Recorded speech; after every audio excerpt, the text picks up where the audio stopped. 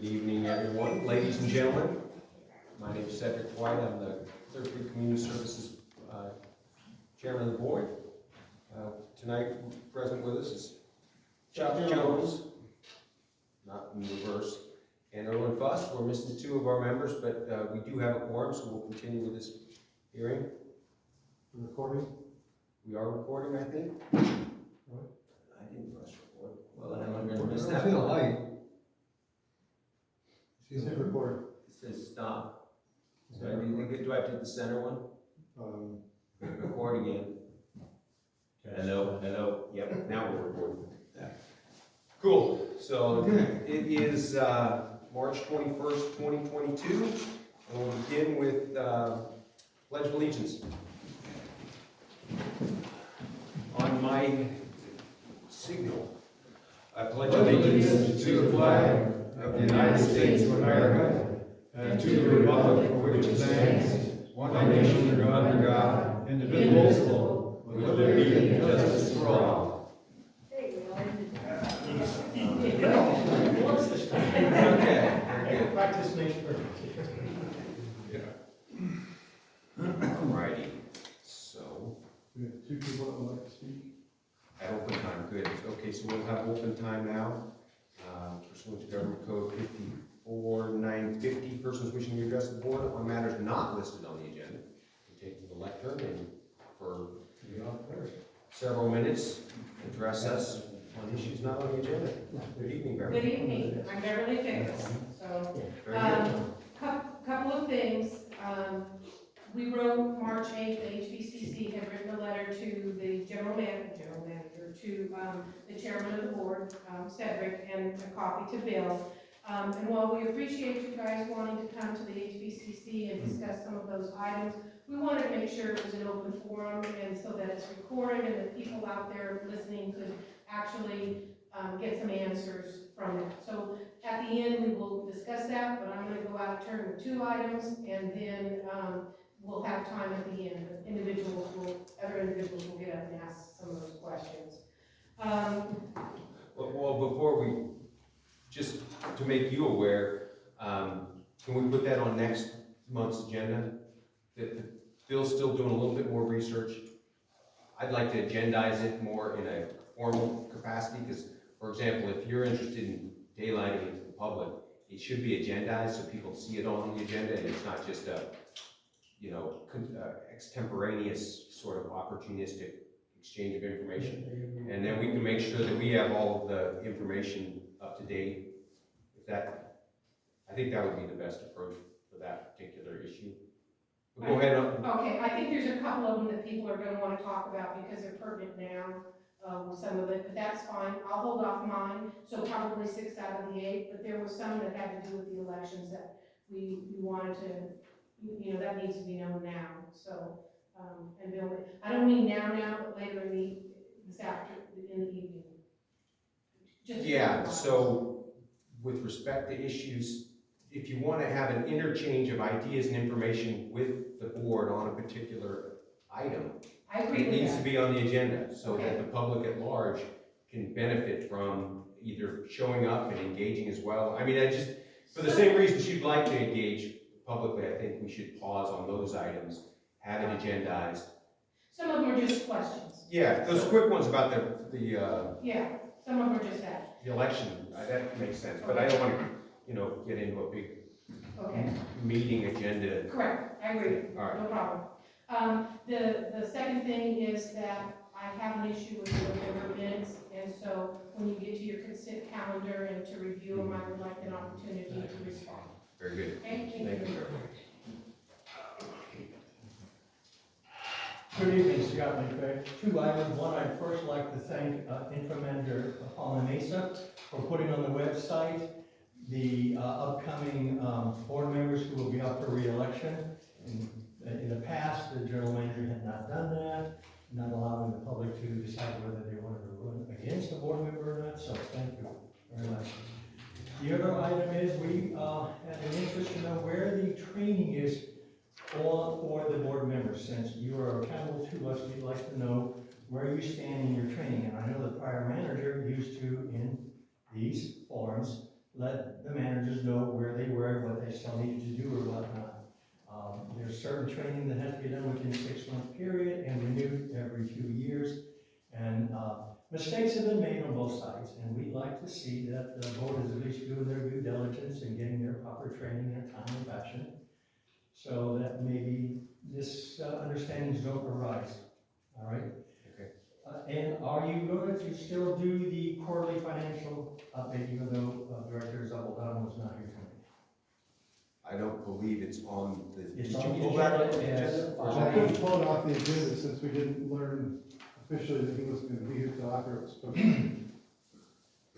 We'd be You're talking about the challenged, quarterly we'd be challenged financial to give you information that was Is there accurate I'm not and gonna, up to date. If someone has specific questions, I might be able to answer them. Okay. When we get to we'll get to that, yeah. point on the agenda then. It'll take a crack at the low hanging fruit on that one. Yeah. All right, thank you. Sure. Very good. Swell. And we've got a fairly full house. That's great. But notwithstanding, which is swell as well. So we're done with that item, and we'll go on to new business, old business 5, and we'll go with A, water shortage. Consent agenda? Consent agenda. Oh, sorry, I jumped right past it. I read it and I just went right past it. Thank you, Scott. And Mr. Chairman, I'd like to pull a couple of the minutes. I have a couple of corrections on the Okay. minutes. Let's pull the minutes off the consent agenda then, and we'll put it as 5, small a, on our things to do. Other items on the consent agenda, payroll. You all good with the bills and the payroll? I looked at them, they looked fine to me. All right, so can I have a, Mr. Chairman, I move that we approve the consent agenda with the paid bills for 2/1/22, 2/16/22, 3/9/22, and payroll, and save the minutes to another item on the agenda. good? All right. Can I have a second? Mr. Jones, very good. All in favor? Aye. All right, so now we will venture down to new old business, and the first item we will take on is the minutes of February 16th, 2022. Well, let's go with the older ones. Let's go with the November 17th, 2021 minutes and issues with that. Everyone set? Yeah, I've got a couple of things on that agenda. On page 3, top of the page, D2, Tri-Counties Bank, $250 line of credit, $250,000 line of credit. That correction. And a small correction down on page number 6, where we talk about the, let's see, it would be the about the third paragraph down. Plus stated that the Enterprise Anderson Groundwater Sustainability Agency is having a general meeting tomorrow. It's a general management committee meeting tomorrow. There's 3 committees or 2 committees and a board for the EAGSA. There's a management committee, there's a technical committee, and then there's the board. And the management committee met on November 18th. And it just clarifies it a little bit. Very good. And that's the only 2 that I had for that, That's from November. November.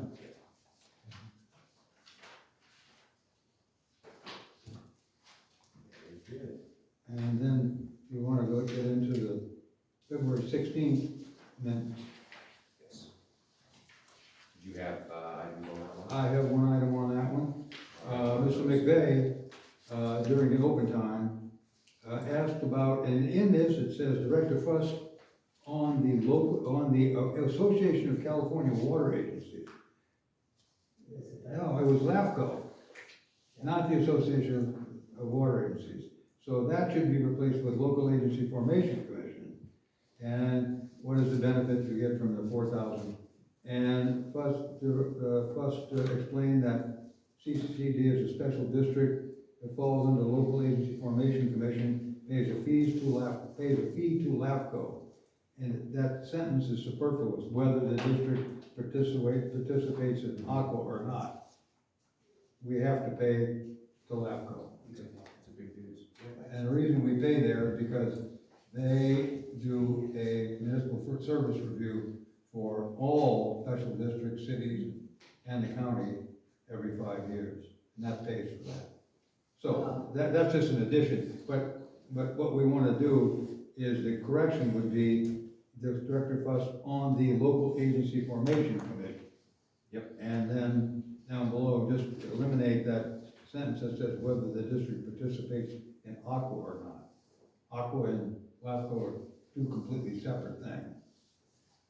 Yes. Am I not correct in the fact that LAFCO is a few years behind in doing their 5-year review? What, say that again, I'm sorry. Am I not correct in the fact that LAFCO is at least 2 years behind in doing that 5-year review? I talked to Kathy Bull, and what Kathy Bull explained to me was, whether you wanna call it a technicality or something, that it's not actually held to a hard 5-year rule, Right. that we are on their calendar, let's say, and I had made that call, let's say, back in approximately October. And then there's another lady who became a little bit more aware of LAFCO, and she's contacted LAFCO, and I do believe that she got the exact same information that I had with regards to that. My impression is that, let's just say that maybe 2022 is a good year, but they could kick it to even 2023. Right, my understanding from the last meeting is they were moving our review to the top of their list and would be speaking to it possibly as early as July. The comment that I will make about that report for the 2014 is when I read it, there were a lot of things which were not consistent. The inconsistencies that are represented on that document were very upsetting to me because they talked about whether or not we were a disadvantaged community. They talked about the rates, and they said that we were already charging too much money for the water, perhaps, and that was an item, let's say, among perhaps 3. And I'm not sure what they do for a review themselves. Excuse me, but what are you referring to? The report itself, the 2014 report. You're talking about the municipal service review? Yes, Okay, the document itself, the document itself. We have it here. and that's fine. But I believe when we do a review, that hopefully what we can do is that we can actually get a good, accurate overall picture of what we have in this community. What we need is we need accurate finances before we can do an accurate municipal service review. I understand. And I think I've said this before, but we've been waiting for that for quite a while. I understand, and I agree with that. So would we. And hopefully, our esteemed colleague Dave Salvadano will recover from his illness quickly and continue to help staff bring that back around. He's on the mend, obviously not with us tonight, but you know, my thoughts and prayers are with him right now, just so, because he's a very nice person to begin with, and then he is playing a very important role in trying to get out. So, anything else on the minutes? Beverly, did you have a few comments? Yeah. So the November 17th minutes, if you go to page 3, Page 3. page 3, of the minutes of November. So it's under item number E, and that was the HVCC report. So one of the things you don't do when you do minutes is you don't say how you feel, you don't say how you expressed, you don't say that you were angry, you just say it was indicated, it was noted, those kinds of things. So it was very disheartening to read this because it says we felt the records were inadequate. No, we didn't feel the records were inadequate, okay? You stated. Right, Yeah. we stated they were inaccurate. or inadequate, or even inaccurate, because nothing would jive when we were looking at them. Expressed that daily overtime was exaggerated. No. Overtime was not exaggerated, it was abused. So there's a difference with that terminology. Again, also felt that one employee received an excessive salary upgrade. Then the next paragraph, so some of those things could just be taken out, because you're not going to get the full picture anyways with what we discussed. So, but the next paragraph down says, Director Fuss asked for confirmation that the speaker was stating that she did not know the truth in regards to the numbers. No, the numbers were what we found with the time cards. That's what we reported. But we could not verify those with payroll. So that's the correction that needs, I hope you could make that change in there. But even down further, once I started looking, another paragraph down where it says Director Twice, it also says he feels. So whoever's doing your minutes, just ask them. Do I really feel? Just have them kind of. Don't ask that. Oh, and then let me go to page 5. This was the long discourse that Scott had on the supplemental pay water plan. I remember it like this.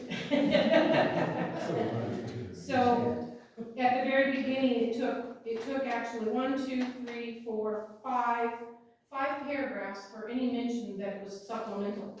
And all it says is supplemental customers. So when you first started reading that, you go, what the heck is this about?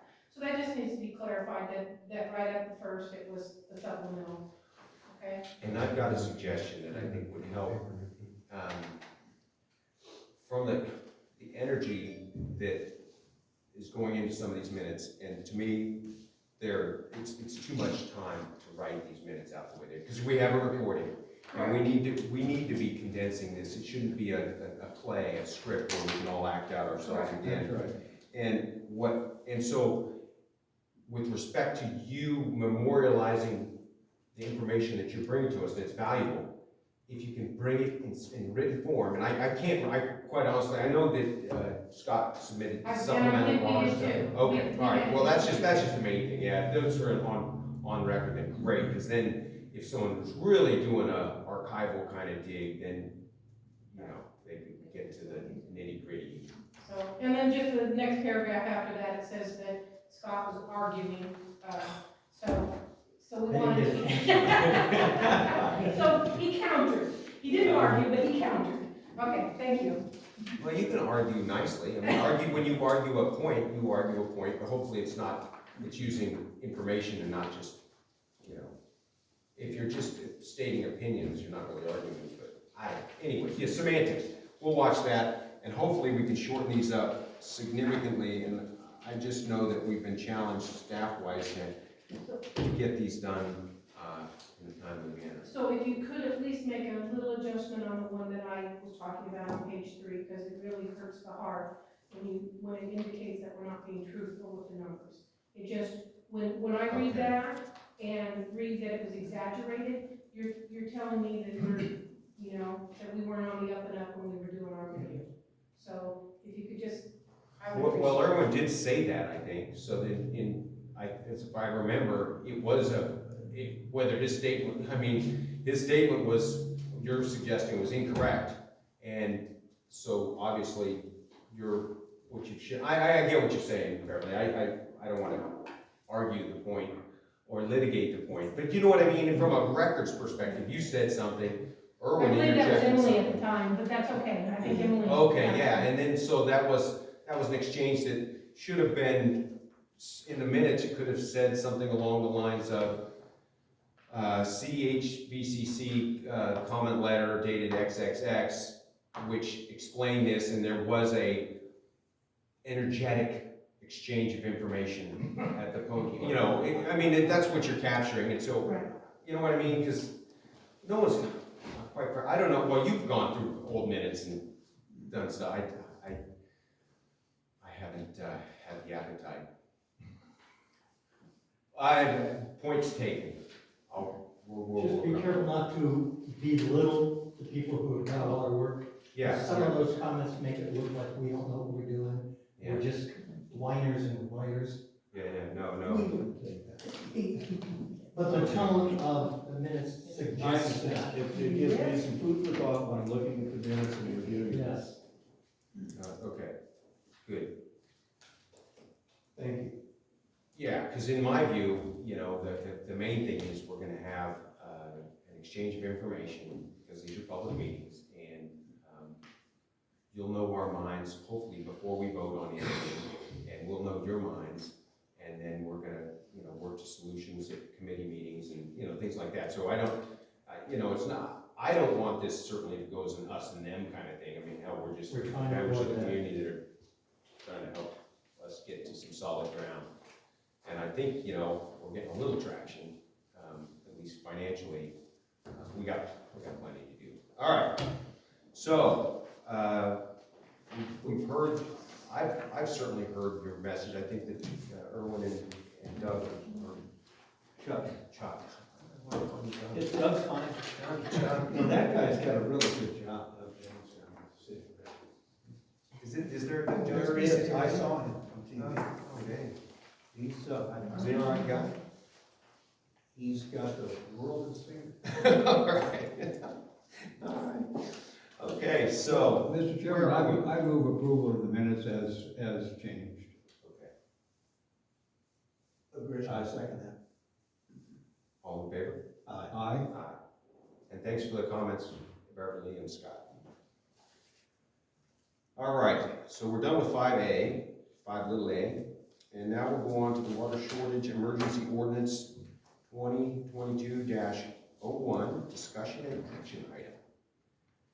And so tonight, we are looking to approve a drought rate ordinance that, if I was to paraphrase, enumerates that we do have a water emergency in the district, and that we do need to take some actions to constrain use, because we have a limited quantity of water.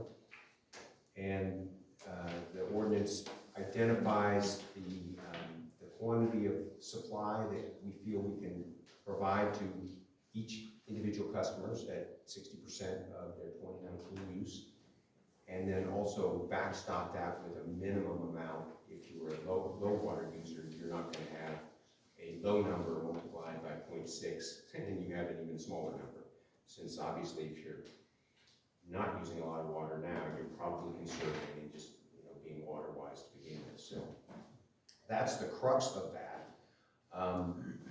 And the other piece of that, which is the not fun part of it, is the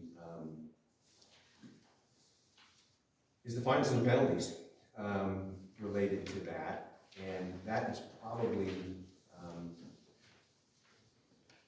one of the more challenging pieces of trying to figure out a path forward. But we have a table that we were using previously, and there's a proposed modification to that for the second tier of excessive use. Each of the water categories, as you exceed your 60% allotment or 29 HCF, if you're a small water user, it's less than 5 HCF, which has a penalty of $50. 5.1 to 10 HCF, and that was previously at $200, and there's a proposal to make that $100.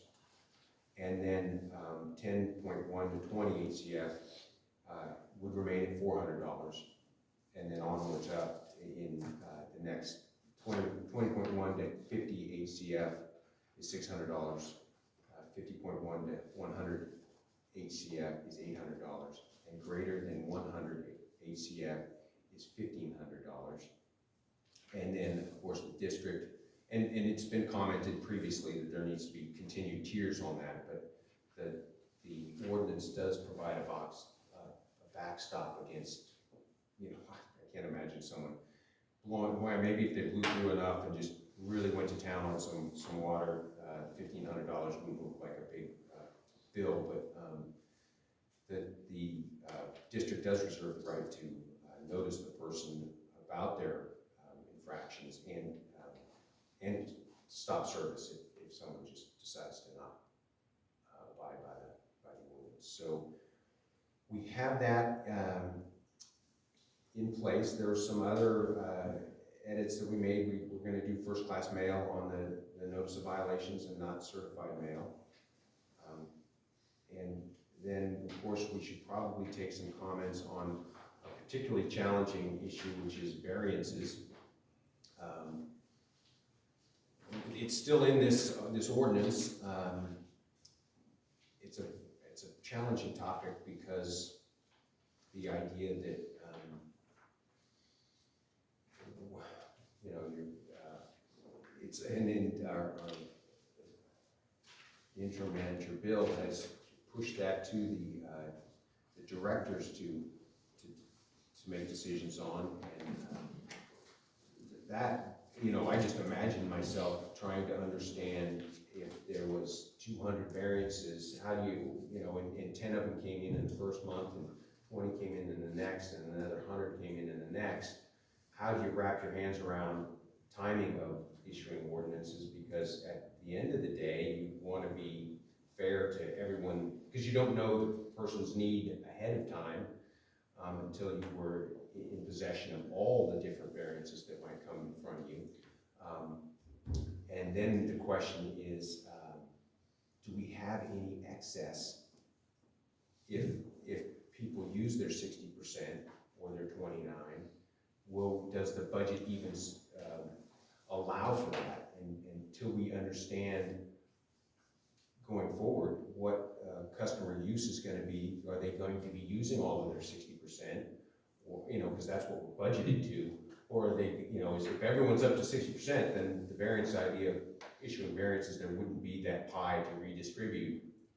If people are more conservative, then there would be. So I quite frankly, I see that and I just think, what a tangle. I think it can be left, in my opinion, it can be left in. I'm happy to hear from everyone. But I don't think the district can realistically act on it quickly because of the uncertainty of supply and customer use. So I was quite frankly thinking that we should just strike it from the ordinance, but then your option of ever doing it is not in the ordinance unless we do another meeting and, you know, all of that. So that's my thoughts on the variance. And the last item on the drought ordinance is that I'm sorry we weren't able to get more of a McConnell plan. Likewise. Happy to hear your thoughts on the drought ordinance, your summary of it, Bill. You did a pretty good job. The big thing to take away from this is overall, for most customers, this will be more water than the 29 SNF that we were able to provide last year.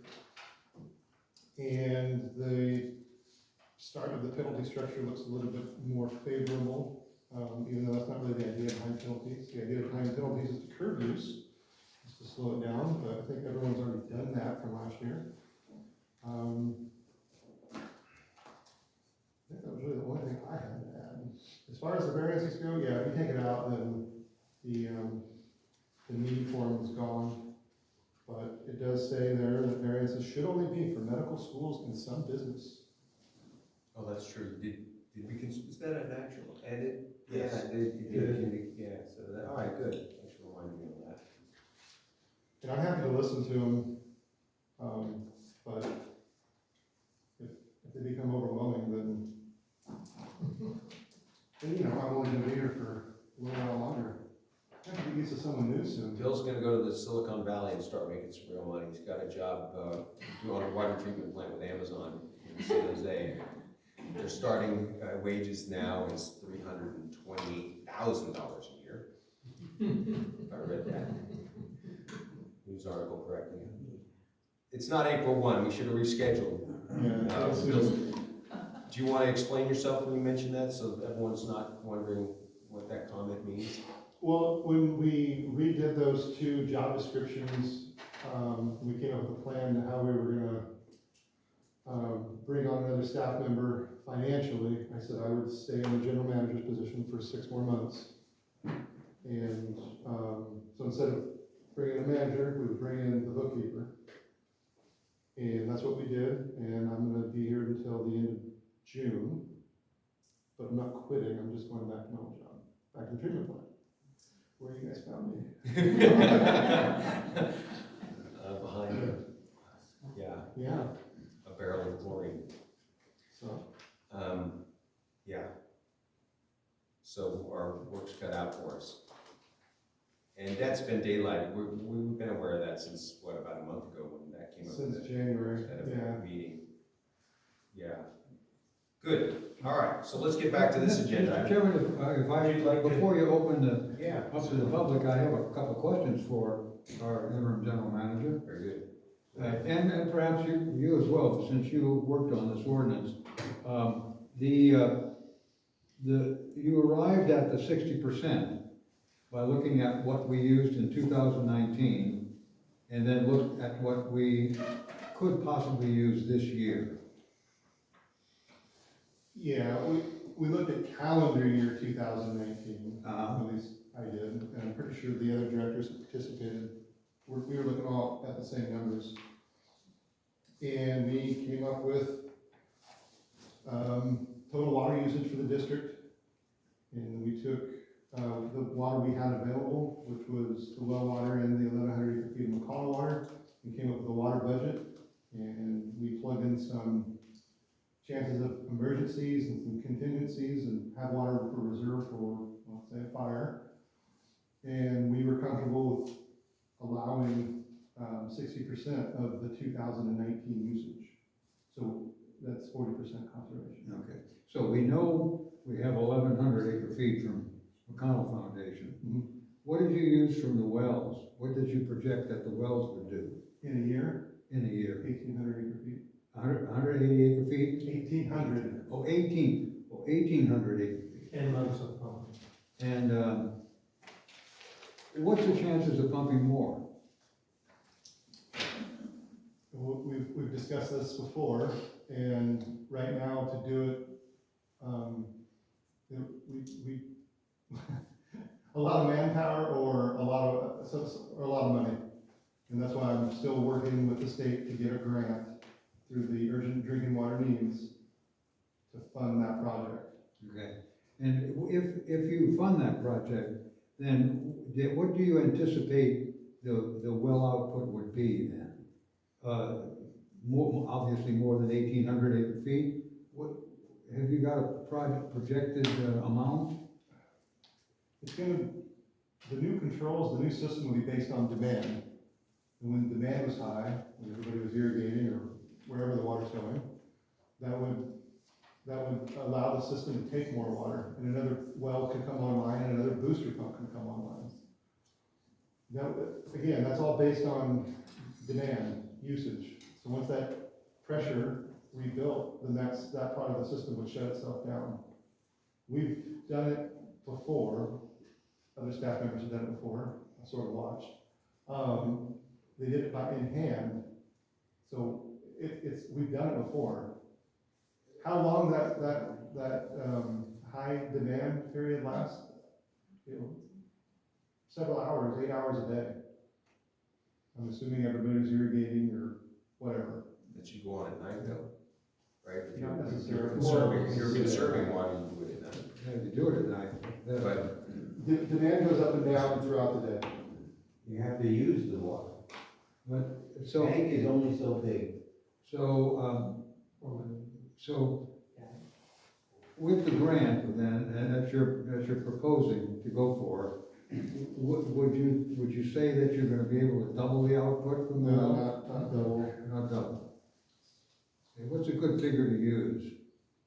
I don't want you to hold me to anything. No, I don't wanna hold you to anything. Can I circle back to that?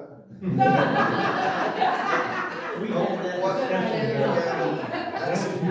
Yes, you can. You know, it's just a speculative thing though at this point, we don't have the grant. So gallons per minute, we were up to 2,300 GPM, Really? 2,300 GPM.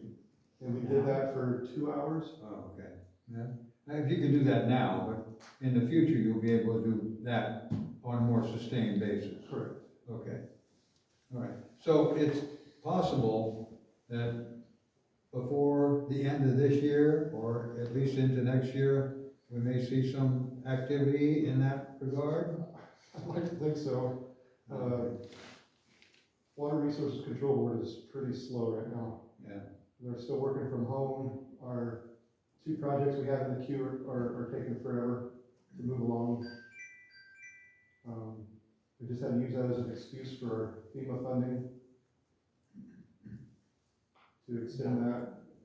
I'd like to think that because it's an urgent drinking water needs application, it'd be sooner than later, but Yeah, public health and safety though, this year's water allocation for many agencies is public health and safety, and our allocation on public health and safety is 668 acre feet. So we're at like 2,300.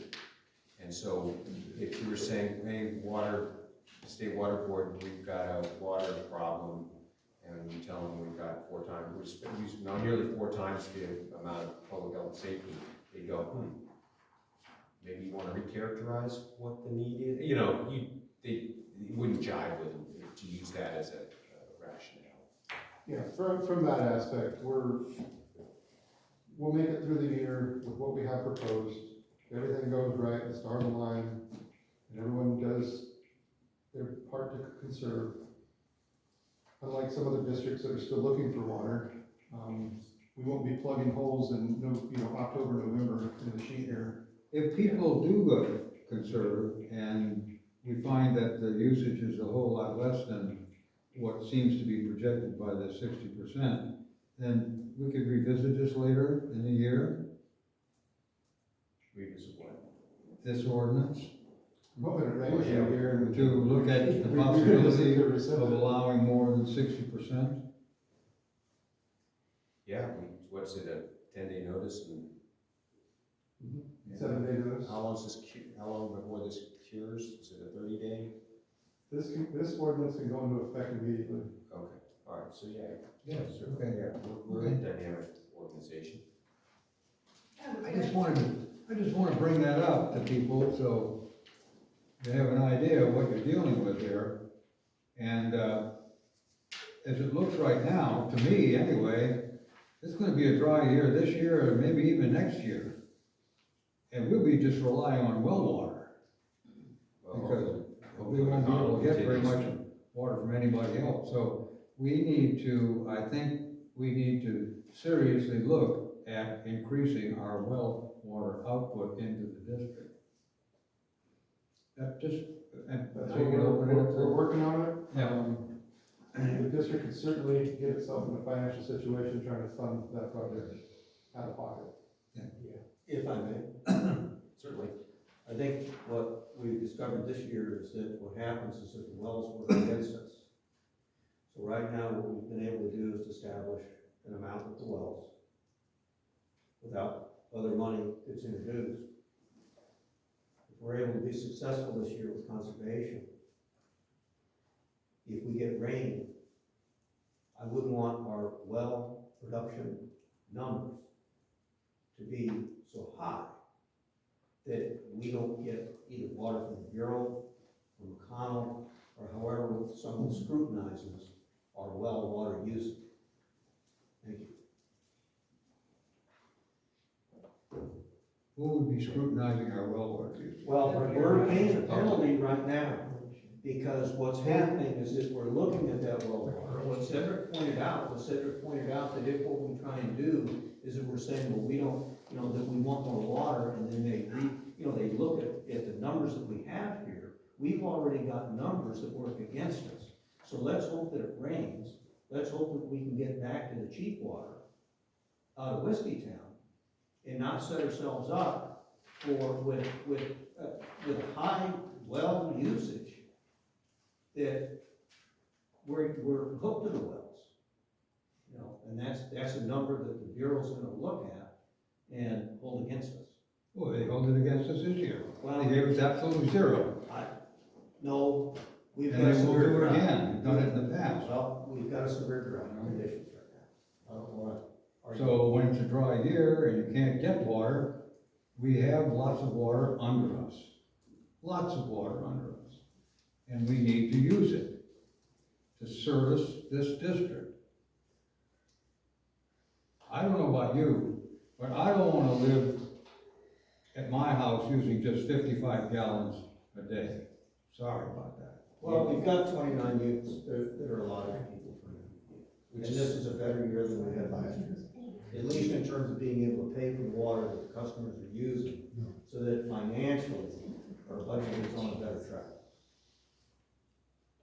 So let's see, hold on, Russell, I'm gonna open up the public, but I wanna make sure directors. I'm finished. I put out there that, We go. I'd love to pray, I'm gonna pray for rain, but I'm gonna not, I'll pray for rain and expect no rain. Because that's the best way to do it. And I'll be looking for water, because I want water for our district. Everybody wants water. Yes, And when you're in a drought, you don't have water, you gotta go someplace to get the water. Luckily, we got it from the McConnell this year. That may not exist every year. yeah, the challenge with McConnell and why they won't do a long-term agreement, as lots of entities won't, including us, we're not gonna do a long-term agreement with the likes of Terra Robles, is that they're holding back, is what I heard from Mr. Swanson, is that they are still holding a candle for university in Reading, and if it took some more of their water to make that happen, they want to be that entity that helps that happen, which is, you know, hey, if they got long-term goals that way, that would be quite a interesting addition to the community at large, maybe see or something like that. Russell, Okay, I have something to say about the water. do you mind stepping up to the podium and just give it? Everybody can hear me for sure now. Yeah. Okay, this might sound strange, but we have quite a few people that are hooked up to the water system that aren't paying for their water. And we don't know if they're growing marijuana, or we don't know if there's nobody living there. We don't know if there's broken pipes. We don't have any clues. Now, we're talking about water. Let's find out about this water. Let's have somehow we've got to get to these places and find out, is there anybody really living here? What's going on? And it's like saying, let's plug the hole in the pipe. You've got to do that to get all our water. It's just more efficient. Good point. Bill, do you have comments on that, or? As far as people using water and not paying their bills, we recently completed an arrears program, which allowed us to get some money from the state to help people that weren't paying their bill, pay for their bill. And now we offered them a payment plan, and they have 30 days to respond to that. And if they don't, which most of them have not, we get to notify them and shut them off. And that means all the customers now, that they might not have qualified for that program, but we can, if they're 60 days past due, then we can notify them, post them, shut them off and lock them. So they pay the bill. And we're working on that. But what's nice about that program is first the district is made whole by, they pay. Only in the arrear, or in the COVID period when we made whole. So March of 2020 to June of 21, all the debt that was accrued inside of that window, we got money for. Okay, so it softens that blow. Yeah, Yeah. we got what we could. Yeah, it's like, do you think that's 80% of the hit that district would have done? No, it's hard to say because one of the volunteers did a lot of calling to customers and made them aware what was going on, and they came in and paid. And so that's why I was way off on my arrears, how much money I got versus how much money we used and sent back. Just because some people just paid their bill. Oh, Valley? Good. Fantastic. Is that part of the minutes from, I remember reading that. That's printed literature that you can read and see exactly what our policy is on that. And I don't know where that is, but we've got that in print. You're on. Go ahead, Scott. Okay, I'd like to direct this to Mr. Palamesa. With the new meter reading equipment, Are all the meters being scanned in the district, even those that are inactive? If they're inactive and still in the system, sending a signal, the handheld's gonna pick it up, is that correct? Not sure. See, that would be what, I think what Russell was getting to is potentially locked meters, inactive meters. Because I had a neighbor who cut a lock off, you guys did, eventually pull the meter, but someone could be tapping into it in a small amount and taking away water, not paying for it. So I think that's part of what we were looking at, are all the meters being scanned monthly to ensure that those who are inactive are remaining inactive. There's a list that they, a lock-off list, or meters that should have zero usage that they check Good. once a month. Do they put eyes on the meter, or they just? Yeah. Yeah. So Yeah. The little spinny deal. Yeah. What's that called? The turn? What's that? The register? I don't Yeah. know. This is a smart meter, you can Yes. tell it. Wheel. It's dripping. Yeah. It's a wheel. The other item is, both Director Jones and Director Fuss are correct about the water in the wells. One, it is better to use surface water if it's available. Two, if the drought continues and McConnell doesn't have any water to sell us, or cuts it even in half again, then we may have to go to well production as an emergency backup. And I'm not debating the point that without the water and that we should feel free to use it. I'm just surprised, but we knew, and this is why we avoided it in the past, I believe, that we didn't turn the wells on. Only Yeah. emergency use, which droughts Correct. tend to be. So you, both of your approaches are correct from different standpoints. So I appreciate that.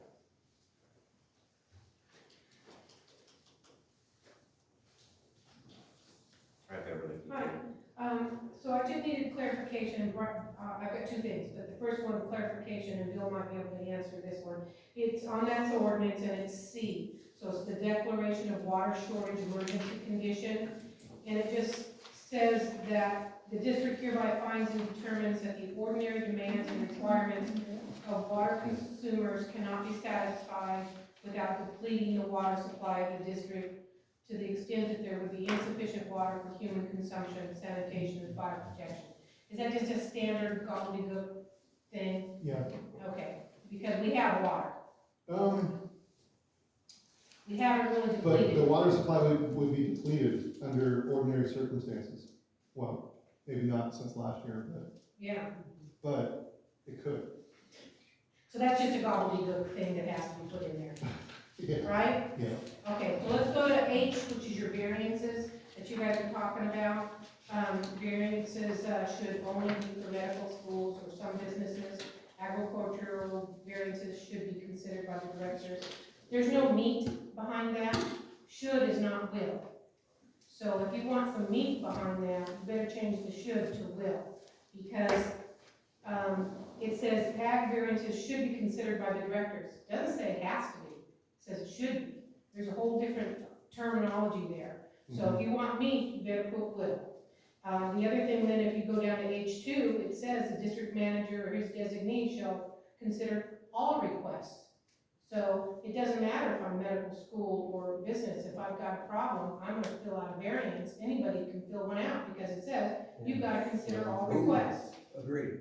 okay? Well, So you may wanna change that to these requests, but if you want any meat, you gotta change that word should. Good point. Mhm. Yeah, we can clean that up. I think. Well, the idea of should, I like should in that, because we, like, as I explained, I don't know that we'd be in a position to consider them right off the get-go. And the other piece is, Bill, you mentioned that agricultural variances aren't in play, but H, the title of H says they are. Unless you struck that statement and just left it as, variances should be only for medical, or you can say shall there, variances shall only be for medical schools or some businesses. And I think that's prudent. I don't know that, we could leave the other one in as a should, but until we have daylight on the quantity of water that we have and people's water use behavior, there's, you know, I don't know how much consideration, I guess, yeah, a shall consider can be just as long as a should consider. It's short, or, you know, you don't have to. Well, it should is discretionary, Yep, Yes, thank it you. is. shall is not. Yeah, but just yeah, at least in my thinking, well, yeah. So, yeah. I don't know where the end of that would be, if should or shall. I mean, I looked at it, and or you looked at it, and we weren't in a position where. So how's this say? By the directors, is this, so have we contemplated how that works by the directors? Are we gonna have a meeting? We're gonna have a meeting every time there's a variance? No, and then you Within have to- 14 days? Yeah. I mean, it's unwieldy, and I don't know that it makes sense, myself, because I don't know that we're that flush with water, quite frankly. I mean, if we all did 60%, there's no variances, because there's no excess. And to glean what that quantity might be, and you like California right now, we're totally over allocated. That's what the problem with the Central Valley project is that it's over allocated.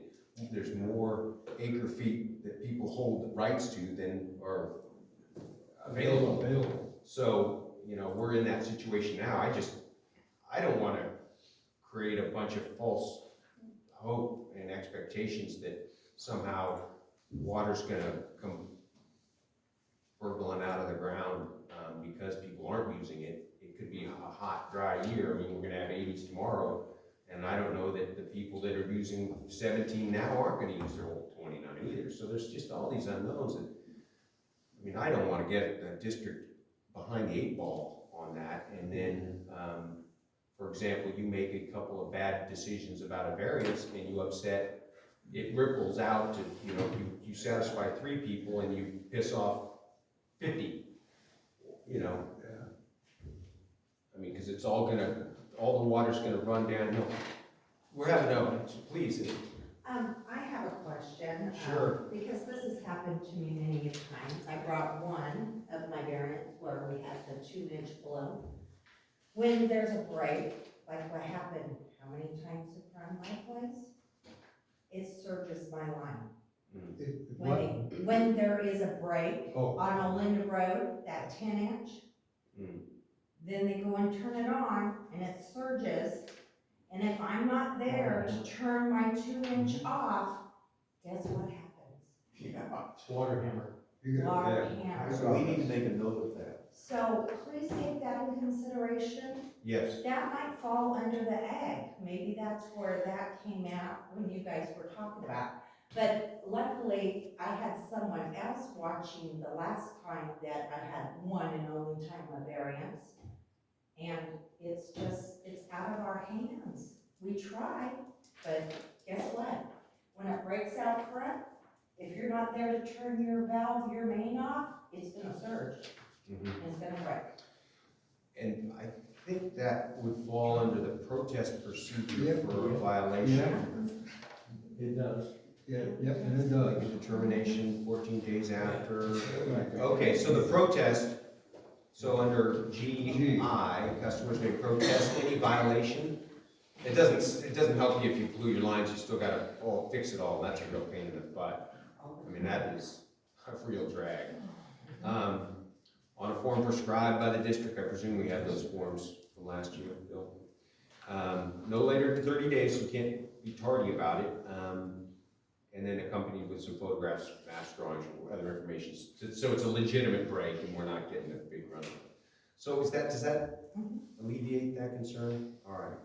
Because I'm sure I'm not the only one. Oh, man, you just walk on, eggshells around getting a leak and taking a penalty, and Can't go anywhere. especially when it's $600 that can be spent somewhere else, like your significant other, your better half. Electric bill.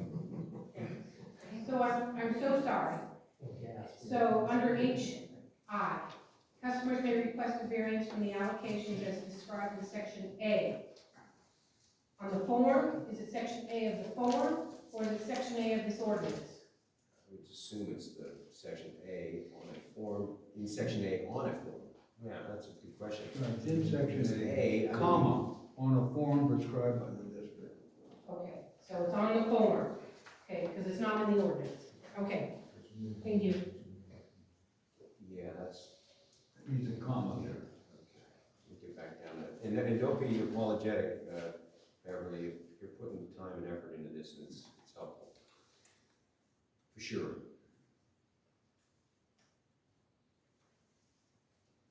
So it's section A of a form prescribed by the district. I don't know why it's new. I think you can say A, but anyways, all right, good, we captured that. I'm kind of, while we're just talking about it, I'm kind of a mind to strike the agricultural variances from the variances as you suggested. It's already the condition of this ordinance. Unless I'm on the wrong, am I working off the wrong text, Bill? I'm just checking. Because mine says What there's, are you talking about now? Where are you? so I was Made it thinking through under legal very, capital A. On the variance. under variance, I was thinking about, and some other page back. Make a mistake. Variances. I was thinking about striking that sentence. Oh, variances can only be. Well, there is no ag law for this year. some business. Yeah, but, it's, if we were able to secure, if we were at 80% or 85% normal, if we were able to secure a lot of water, I could see where that, we'd want to keep that language around for future contemplation. Or add it when you have that supply. Yeah,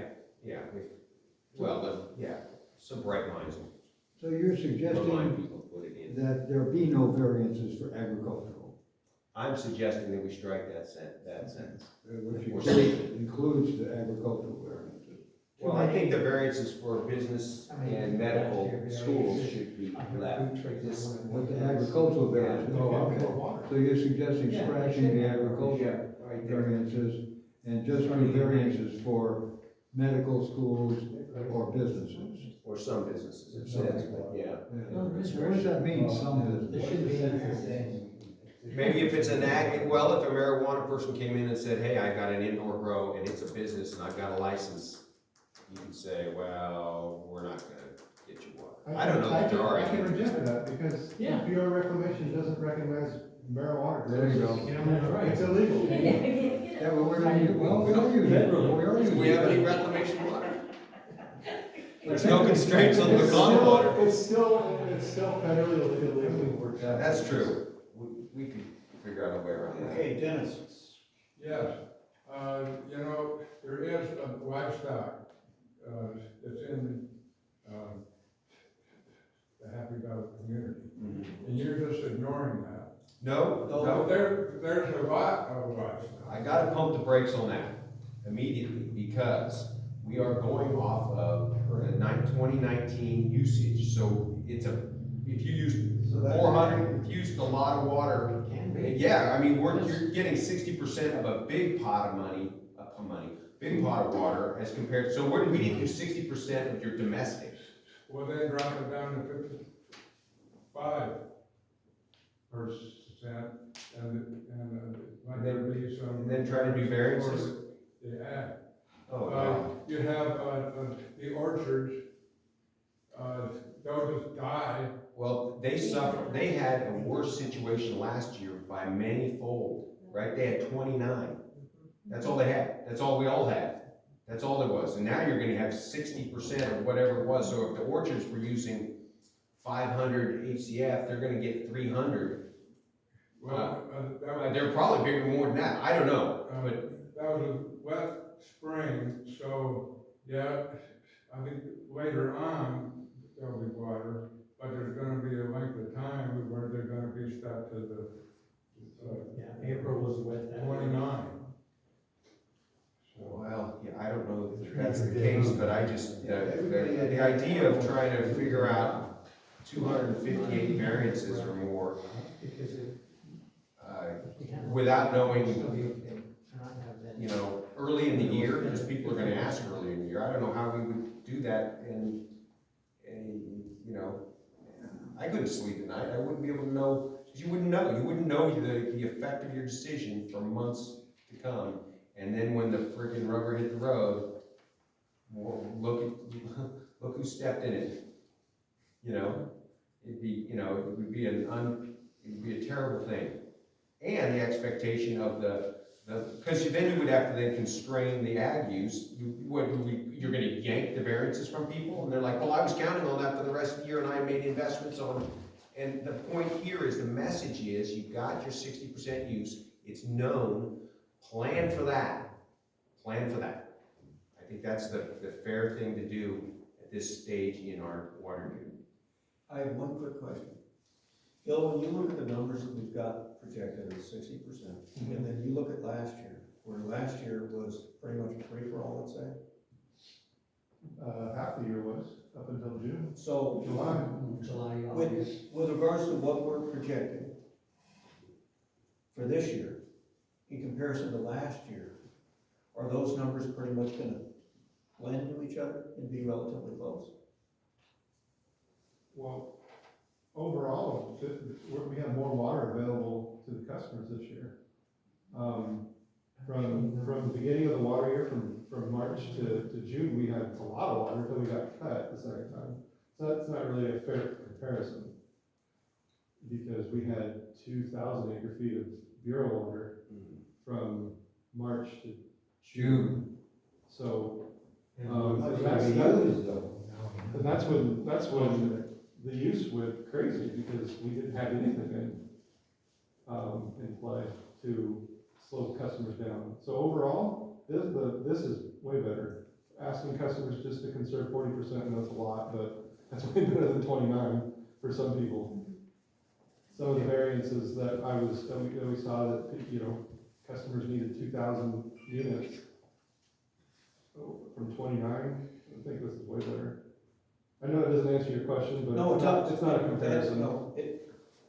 We've gotta have some sort of comparison between last year and this year. This year's better. No, it doesn't work. Yeah. Yes, at least we're able to charge for the water that we're providing to people, and we're gonna put some penalties in place that are a little bit more firm than last year. And they're not as stiff at They're not, the front end either. Yeah. If you go, whoa, shice, I went to, you know, so you were allocated 50 and you went over to 60, you have $100 penalty, not a 200. I mean, that's good. You don't want people going over all the time, or the budget gets blown up, right? So, And from your standpoint then, the district office can handle potential penalties with the structure that we've got proposed here. no, we have to reprogram for this. And I've taken it all the way up to, with the software company, right up to the point they start asking questions like, what's the penalty for going over the first time? And just in case we decide to change it, I told them, don't do any more. Yeah. So, because it's expensive. So the answer to that question is, currently, no, but we will. We have to completely not completely reprogram, we have to modify the program for 40% instead of a flat usage. Thank you. Yeah. I'm sure that's right. but it can make that calculation. Yeah. Yeah, that's nice. That's gonna be automated, so that's cool. Scott, would you like to? Yeah, one aspect of the drought ordinance was, if I remember reading it correctly, that it limits outdoor watering, and then there's a fine structure if seen doing that. Why are we bothering to put in that at all if you're allocating 60%? Let them water. You know, then you're saving the district money and having the software change and whatnot. Seems to me that if you're letting people manage their 60%, you don't need water police running around. Oh, you're watering at 9 a.m. You get a $50 or $100 fine, whatever. Let's look at it as an idea. That's the idea that's out They're there. not covered. I hear what you're They're not saying, around. but I have a question about that. Sure. And didn't the state come out with some restrictions that are similar to this? I thought the state came out with restrictions. saying that I mean, they They had a could, 5%. they had before. It looks good when we have it on the books, from the standpoint of, well, what are you doing to conserve water? And they say, well, send us your drought ordinance. Since we're not looking. And if to do it's incomplete, enforce then it, and it's gonna cost the district. No, we're not gonna enforce. We kept on the books Well- really well enough. Good job to the That, volunteers. that's unenforceable. Lipstick on the pig, okay. I don't know, I drive 60 all the time, you know, 55. Well, enjoy your Did you have a fun. comment? No, I was just gonna say that, I think anyway, everybody would agree that we shouldn't fill new pools, especially in the water situation we got right now. So that, my estimation, that would stay in there. Well, I have no problem with listing it, I'm just not sure. But listen, there's the flexibility, if you have 60% and you've done the math, and you think, wow, I'll fill my pool over 3 months, because it works that way, It's their water. then it's their water. I understand the strike, I don't think we spend a lot of energy as a district chasing that particular We don't penalty. want you Yeah, to, word is not. my only thought was that there was a change, and you're gonna encourage software costs. Is there additional software No, contract? that's done, Sorry. that's done separately, so. Okay. We may be overthinking all this stuff. Possibly. Thanks for I like hearing it all. Sandy? Sandy? Sandy Winters, Yeah. been out here since 1958. In 1963, we voted for an ag water district. We've always negotiated with the Bureau, agreements got what we wanted. But now, situations have changed with all these droughts. It's too late for our property, our pasture's gone. If we start irrigating right now, it's not gonna do any good. We haven't even got any cattle. And hay's $20 a bale up, depending on what you're buying. And we're gonna have a heck of a fire season. I intend to make an appointment with Brent Gouveia from CAL FIRE and take all my information that I've got in my binder in there and see what I can get him to do on defensible space. But what are we gonna do now if North Fork sells? All those people are gonna want water, and when it was first annexed, it was stipulated that we will not provide water for North Fork. There was a water meter over in Happy Valley that provided water for them for testing. They had to do all the environmental impact reports and everything. But that water well, I should say, that they put in was no good. They made a big mistake right there. Now, 2 of them have passed away. I don't know, it's rented out now for cattle pasture again, but it's pitiful cattle pasture. And they're gonna have to be hauling water in for along that spring gulch. Yep. They're not gonna be able to furnish enough water for 200 pair. That's what they usually run in there. So, if they do sell that property, that's gonna be a heck of a lot more houses out here. Have we installed any new services at all? No, we did one last year? Or was that the year before? It's been a while. It's been a while since we've done a complete new service. So that would be a major impact on our water district if all of a sudden they renegotiated with Clear Creek and got water served to their 3,000 acre. The initial purchase was 1/10 of an acre less than 3,000 acres.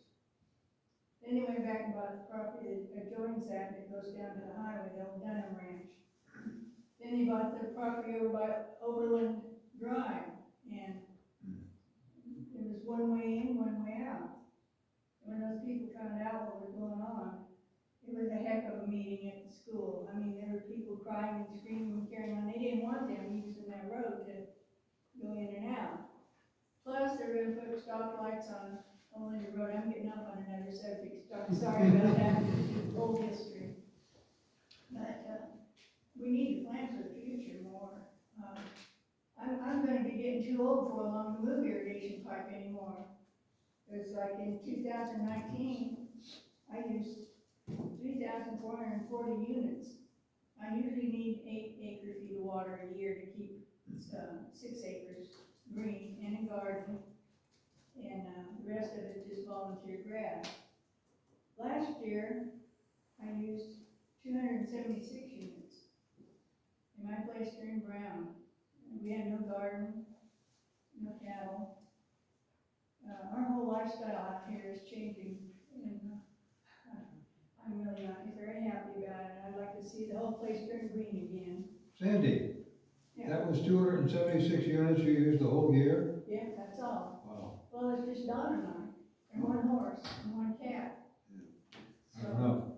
I'm not feeling, whenever we used to rent bulls, we'd fill 3 bathtubs a day for them. They take well, but we didn't have any bulls last year. So, I don't know. it's just a shame that we lost our rural, ag lifestyle.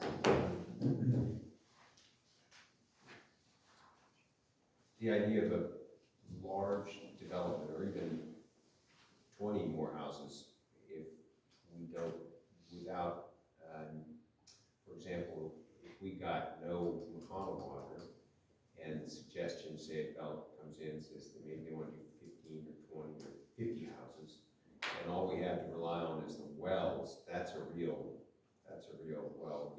Gosh, what's that mean? We have to divide that pool of water by another 15 or 20 or 50 houses. That'd be a real, It'd be tough. yeah, and in particular, you gotta, you have to be able to demonstrate that you can provide water in these emergency drought years. It's just like Tierra Robles is struggling to figure that out. So that is definitely an issue that fortunately we're not facing right now. I think it would be harder to service or make demands of a developer, which might mean you just don't give them a will serve. If it's a smaller development, we're off agenda here, I'm just. You know, I don't But think it you is- can do that. So long, you can't. No, I think, I'm gonna say this right now, I hope everybody understands this. Everybody that has a lot in this district, everybody that has land in this district, this water company owes them water when they build on A parcel, a legal A parcel, parcel. but if you had a 200-acre parcel, we only have an obligation to provide one service. it. At one service, if that's the size of the lot. Yeah. Now, if they So, wanna break that down and make other lots out of Then it, they have to go to the county to do that. And part of the process of going to the county to do that is they have to show that there's enough water to be able to service 200 and some odd houses. Mhm. Right now, that's pretty hard to do. I know, and so they go, well, we're gonna do the math, and Yeah. and you get, instead of getting 29 HCF, you get 20 HCF, so we should be able to, because everyone can get by on 20 and 9, you can just see it now, because they're gonna be saying, well, that's more than public health and safety, and what he's thinking, well, that's still we're robbing Peter to pay Paul. I don't, it'll be fortunately, it's not in front of us, but I was gonna say, a bigger developer, you could condition their will serve letter on them doing well, or, We did that with, infrastructure North upgrades, or Fork something. Ranch. When- Something that gets us when to a North point Fork where we're Ranch whole. first put their map out, we, meaning the district, the CCCSD, required that they drill, I think, more than one well, if I'm not mistaken. No, they only drilled one. Well, they drilled a test well, Exploratory, well, And it was a disaster. but we required that they had to bring their own water in. all right. Anything else on 5A, water shortage emergency ordinance? I would like to hear a motion. Does everyone, are they apprised of are you all both apprised of some of the edits that we made during that discussion? I'm not. In particular, we made the change to, where are we at here? I think there was 3 changes. Under H, the first change was we struck agricultural variances should be considered by the directors. And then HI, we changed on this first sentence of that sentence, we struck the on and added an of, to be consistent with a form to be provided from the district. And then maybe we are short, maybe that was the only 2. Anyone recall any other changes than those 2? For consideration? Should, shall. Oh, the 100, the, does the drought? Oh, the penalty? I have a red line I'm looking at. Does the penalty go to 100 up here? Is that changed? Yeah. It's highlighted, Yeah. it's sort of a point of discussion, but that'd be the third change. Yeah.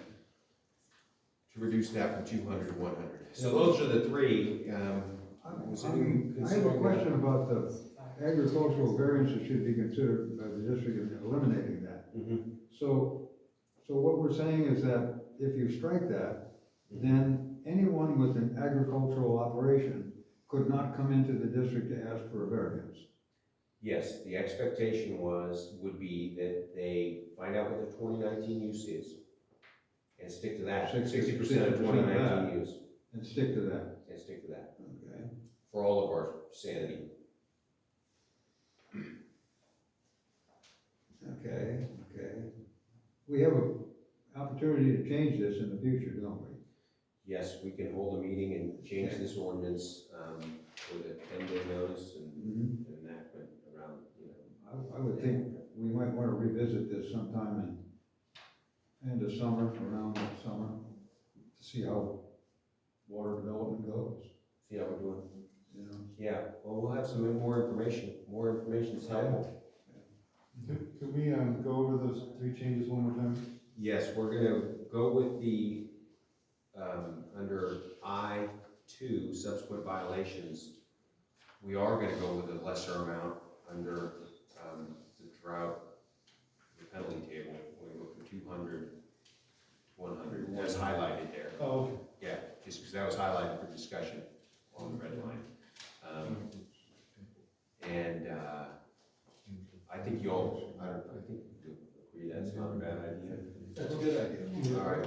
Also, on page 2, under one of the whereases, it says, a public hearing was published and a public hearing was held on, is that tonight? Uh-huh. Okay, Is that the 21st, is that correct? and was this a public hearing? It really wasn't a public hearing. Sure, notice that it's a public hearing. It was a public meeting, but we didn't really say it was a public hearing. This I is a just wanna hearing pass it of on the to you. Clear Creek Community Service District. If there's a legal situation, when you say you're gonna have a public hearing, you have to set it up for a public hearing. Now, we heard everybody, so we can say that, yes, we did hear from people, and it is a public, if we heard from the public, and so that's good enough, but Would you agree that every one of our noticed public meetings are a public hearing? no, they're not public hearings. Why not? We have Because public comment on every item. there's a definite definition of a public hearing, and it's different than a public meeting. Under the Brown Act, You just said that what we just did was equivalent to a public hearing, In which is order to very get- similar in to order to every move this single along, meeting we do. we need to do that. But technically, we did not have a public hearing. Would you please look into that with Ms. What, McVeigh, because I don't want McBean, I do not want, I want that completely clarified, because we have, in my view, when we run our noticing past council, she reads that, and she knows the operations that we're conducting during these meetings. And to suggest that somehow Well, no, our what she council went is through like here- missing that, what it she would went be, through here is correct. would be very What she went through here disturbing is correct. on a couple different levels. What One, that the- she doesn't understand it. No, And- what she did here was correct. What we should have done on the agenda was put water shortage emergency ordinance, public hearing. Because it can be challenged, I just put that out to you. Public hearing is a public hearing under the Brown Act. Be careful. So we need to get that clarified for our future agendas.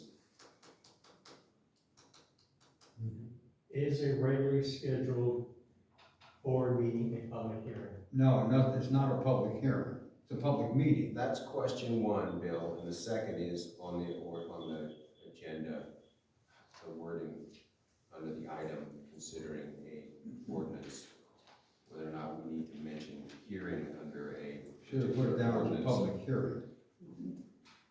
If I may, Certainly. in the minutes, then what we will do is that we will make a clarification to avoid any misunderstanding with regards to that. Is that? I think that's a good idea. I think we need to In point the out minutes, in the, what we're gonna do. in the minutes that if We we will did, address this, and we will clarify we did, that we this did serves do a as a public public hearing, meeting. although it's not scheduled this one. Careful with that. We'll report back at our next regularly scheduled public meeting. I don't, Not I hate to be a service. nitpicker, but No, you're Well, right. I tell you, No, that's man, not- the Brown Act is pretty specific. Yeah, and if our council who runs past this paperwork isn't, and she's not informing us of that nuance, then No, that's a problem. she did it right. She put right in here that there was a public hearing published. She put it in there correctly. What's not correct is on the agenda should have said public hearing. Okay. We'll get to the bottom of it. So- But we gotta move along with it. I'll make a motion that we approve the, ordinance 2022-01 with corrections. I'll second that. All in favor? Aye. Okay. All right. Thanks for all your input. So, I'm gonna clarify this for myself. What is being said then is agenda gets followed by a public meeting, Public hearing, different than In public that- meeting. on that one. The agenda It would be, includes, Yeah, the agenda should have said, water shortage emergency ordinance 2022-01, public hearing. That's where the public is. Suggesting it's right there. Okay, well, then we revise we revise that, and that becomes the published agenda for this meeting this evening. I don't know that you can retrospectively do that, but if it's, we'll get this thing figured out. That becomes effective We're, now. At this time, it's been brought to our attention, we've dealt with it, and that's yeah, our all right. position. Very good. Drought rate discussion, 30-day notice. So let's go on to 5B. Drought rate discussion, 30-day notice, ordinance number 20-22-02, discussion, and this is a discussion action item. All right, so this particular item is where we, by virtue of passing a drought rate, a rate proposal last year that allows us to adjust our drought rate during a drought to have a rate that reflects the quantity of water available to us at various different pricing, and also be reflective of current costs to get that water treated and put in the pipes. We are provided the opportunity to pass a drought rate prior to during the new water year, once we have that information available. I guess we could adjust it if we bought more water, we could do another hearing and reallocate the cost that way. But this evening's discussion is about the 2022-2023 drought rate that we have calculated for the water that we've secured from McConnell and the anticipated water that we're gonna pump from the district wells. So we were able to get 1,100 acre feet from McConnell Foundation at a rate of $250 an acre foot. And then we estimate, based on Bill's best guess on water demand, and of course then as things get warm, how much you can pump the wells. A quantity of 1,800 acre feet pumped from the wells. And then if you all are looking, we have that spreadsheet out? It's on the website. I handed a couple of them out, but it's on the website in the board packet. Okay. So what is the usage rate now? What did you come up with? Do you want to just cut to the chase, because the the McConnell Foundation water goes through the water treatment plant, and that has different costs associated with than the well water. And Bill's been good enough to break out per acre foot, for example, on the water treatment plant, the chlorine delivered at the price per acre foot for treating what he refers to as PAC, which is some kind of a chemical formula that helps with, what is it, turbidity? Yep. And that's a per acre foot cost, and then some cat polymer and utilities, and then converting that to 100 cubic feet, you end up with a unit price per 100 cubic feet. And so for the current cost of the water treatment plant per 100 cubic feet, Bill's been able to calculate it at 21 cents. And then some of the personnel work that runs that plant treating it, he has additional costs that bring the total up to 29 cents to put the water from Whiskey Town in the pipe, for a total of 50 cents to get the water in the pipe at the treatment plant. And then he did a similar thing with the wells, and the wells have got additional costs associated with that, including telephone for being able to run the pumps remotely. No, the telephone's for the alarms. All right, the alarms. I thought that was to run the things remotely. No. Okay. Well, you go down this list then. You're doing great. All right. But yeah, Well, that was strike one. You know what I'm saying? I only get two more. It's all right. No. Yup. All right. So back to. So that was so we put in a yearly cost of for that, which was $5,000, and then PLC programming at $10,000 as a yearly cost.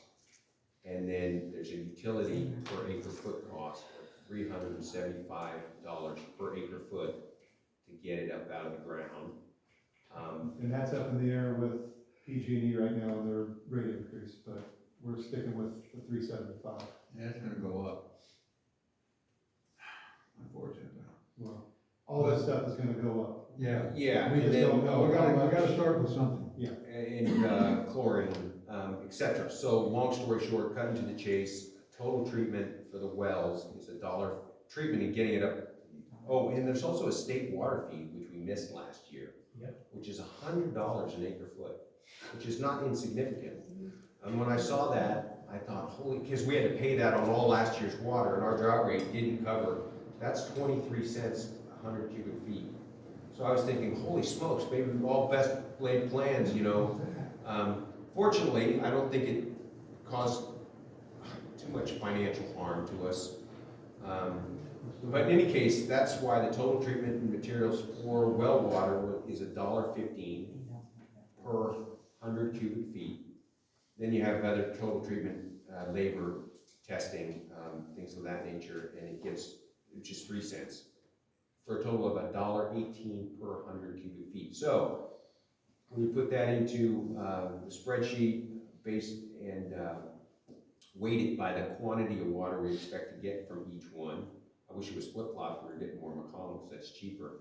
We end up at $1.19 100 cubic feet delivered for the 2022-2023 water year. You're talking just the well cost. No, that's the blending of That's the the two. blended? That's the blended, it was $1.19. Because you're doing about a 68% well and a 38 to 40 on the surface water.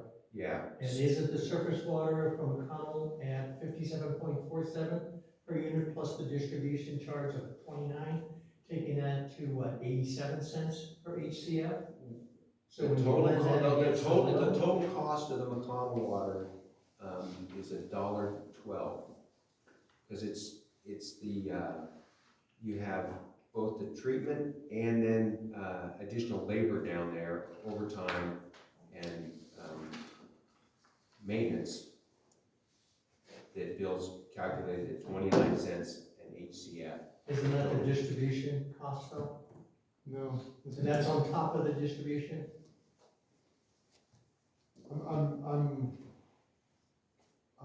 unclear what you're talking about, distribution costs. Okay, cost of running the water, any surface water through the filtration plant. Is calculated here. But as Okay. far as as far as conveyance goes in everyday expenses, some of that's gonna get incorporated out of the base rate. That's in the base rate. Yeah, Right. that's in the base rate. It's the, Correct. the costs here need to reflect what it takes to treat the water and put it in the pipe. So we've done that, sharpened the pencil over the weekend, because it was a little bit higher. It was about $1.20. It's 2 cents, I guess, But it's 2 cents cheaper than where we were at last year, but some of that has to do with how the cost of the treatment plant are gonna get split out this year. We have 1,100 acre feet of surface water, and then Centerville only has, I think, 1,050, which is, we have 52% of the plant cost this year, and Centerville's gonna have a little bit less. And so when you're trying to take fixed costs and spread them out over less water, unfortunately, that, It bumps it up, I understand, okay.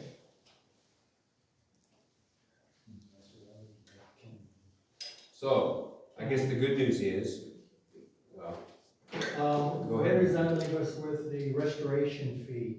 Since we're pumping, more than 65% through the wells, and then you're paying 5 cents per unit in a restoration fee when it's well water. there is no, And the other question would be, if we're purchasing water from McConnell Foundation, isn't the restoration fee included in that cost?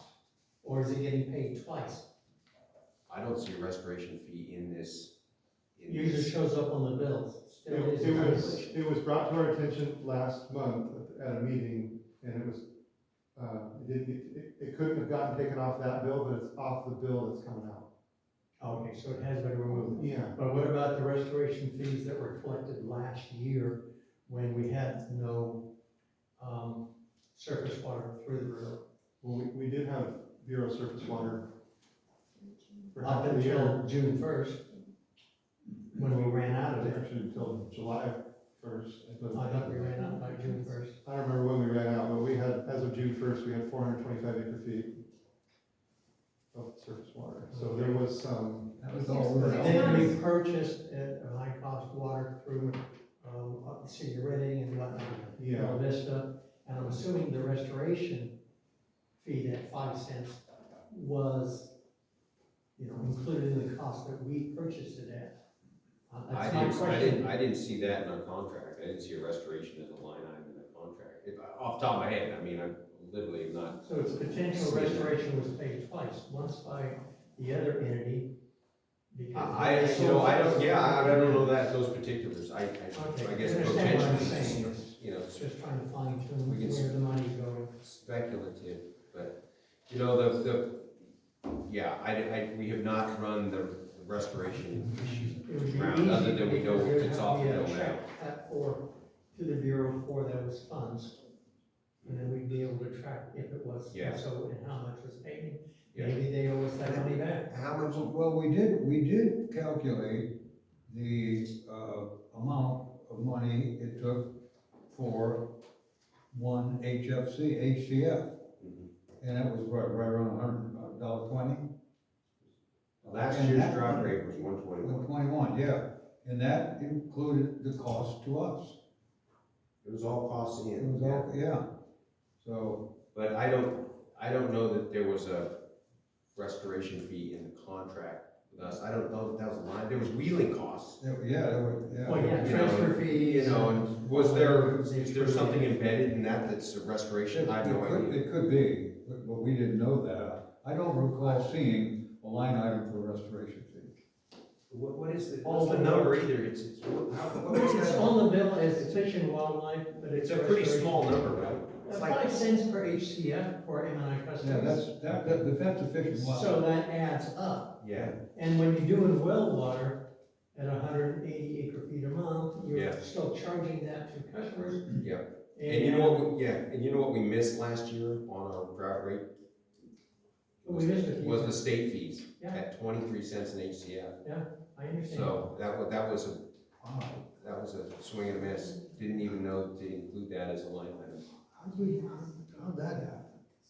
Where'd that come from? We weren't bright enough when we did our, Wow. when we were,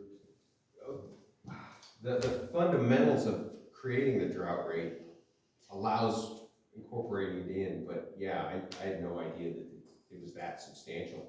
I didn't know $100 an acre foot translates to 23 cents either. Yeah, we just didn't know about it. Yeah, I mean, we do now. We're moving forward. We're not. Yeah. So that's the state of the drought water rate for 2022, 2023. Comments from the board before we open it up to the public? Just to clarify, so our new rate, according to the calculations made, will be $1.19 per HCF. Correct. Okay. Going forward, in 30 days. Yeah. Yes, go for 30 days and then the next billing. There's Yeah. those billing and the 30 days has to sync up. It's the most out of the line, out of whack. Which means the May bill. why, because it's 3 days in? I don't see why I can't drop I 2 don't cents. have a problem with it, it's 30-day timing. It's less, right? You don't have to do all this stuff if it's less, someone told me, I don't know. Well, yeah, if you're reducing it, you should be able to. It would make sense that everyone, it would be well received, Okay, so. at least earlier than later, yeah. Public comment. Open up. To reiterate, Mr. Jones, Was there anyone is else? there anyone that would like to have public comment other than Scott? Okay, the next item, please. It's not 9 o'clock yet. Haven't voted on it. But yeah, you gotta vote on it. Yeah, Can't vote on the next one. Okey doke, so we've heard the discussion. There was no edits to the drought rate as caused by the discussion, so can I have a motion? Motion to accept the drought rate. Second. Ordinance.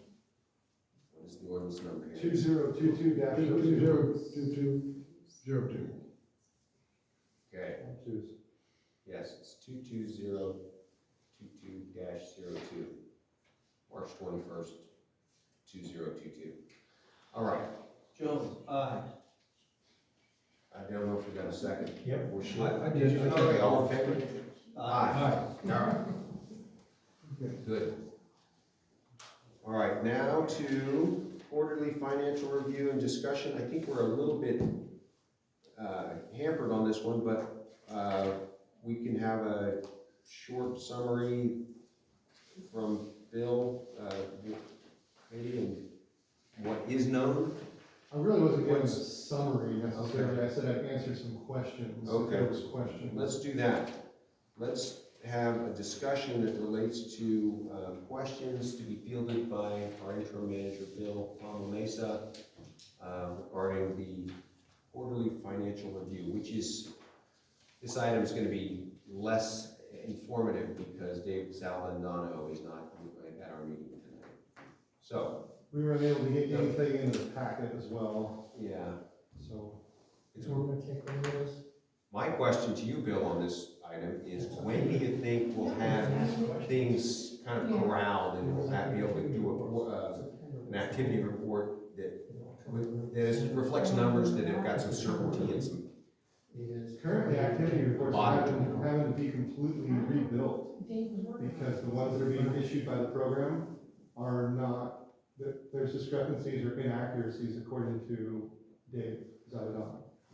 And so we've closed September and almost closed October.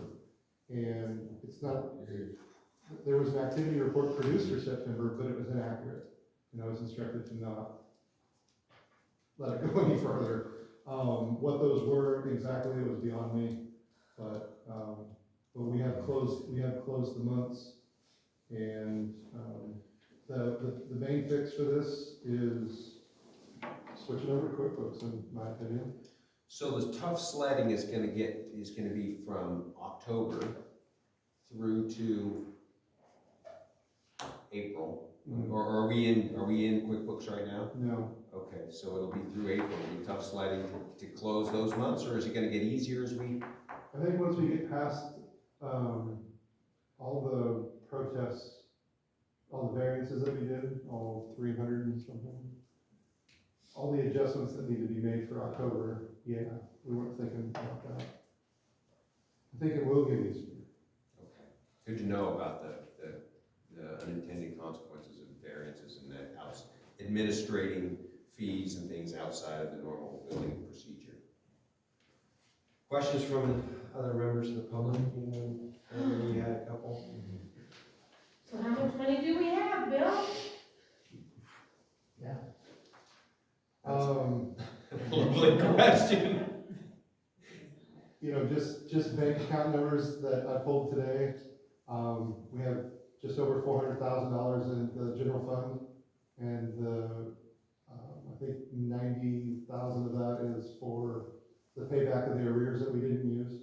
And then in the merchant account, which is an extension of the general fund, is almost 200,000, or $199,000. Where is that one? In which fund? Just over $500,000. In which fund? It's called the merchant account. Oh, yeah. It's where all the credit card payments land. And then all the other reserve accounts they remain untouched.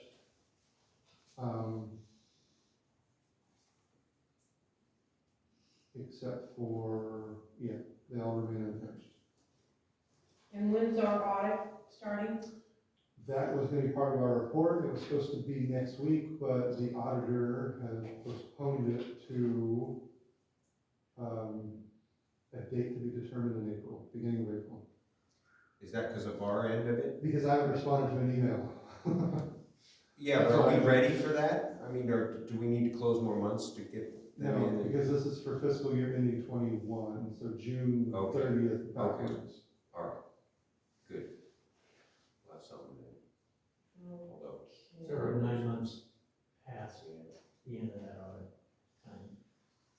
So in the past, the merchant account includes not only the credit card, it's all the payment. So does that get pulled out, that is the actual water? Because I think that was a problem in the past, that it was a double statement, that it showed that it was in the general account and it showed it was in merchant. Yes. It used to. Which one was that, Beverly? The merchant account, it was supposed to be just for credit card, the $395 or the $595, but it also includes the water purchase, or the water from it includes the customer's bill, the whole thing. The whole payment is gonna land in the merchant account, Yeah, but in the past, it's posted in, It was counted twice, both in the merchant account Yeah. and in the general fund. And water sale. Right, it Yeah. wasn't Yeah. showing as a negative in the one and a positive in the other, once it was moved from the merchant to the general. I don't even know how that'd be possible. That was part of the That was problem. always the problem. well, I think some of this, if you were gonna try to capture this discussion in minutes, it would be the public and the directors speculate on the condition of the merchant account and, you know, what's in and out. I mean, when you hear people talking about how things are, when we don't have the books in front of us, I think it doesn't do us any service to just, you know, not be looking at the books, not understanding all the different moving pieces.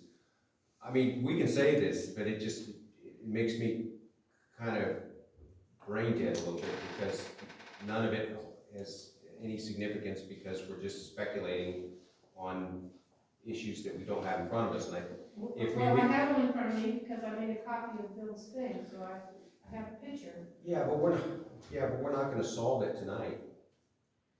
So, It helps inform the public about some of the financial health aspects, so there's a lot of concern about. but it's confusing when we don't know that indeed it was doubled, or that it was split and recounted twice. I'm not aware of that.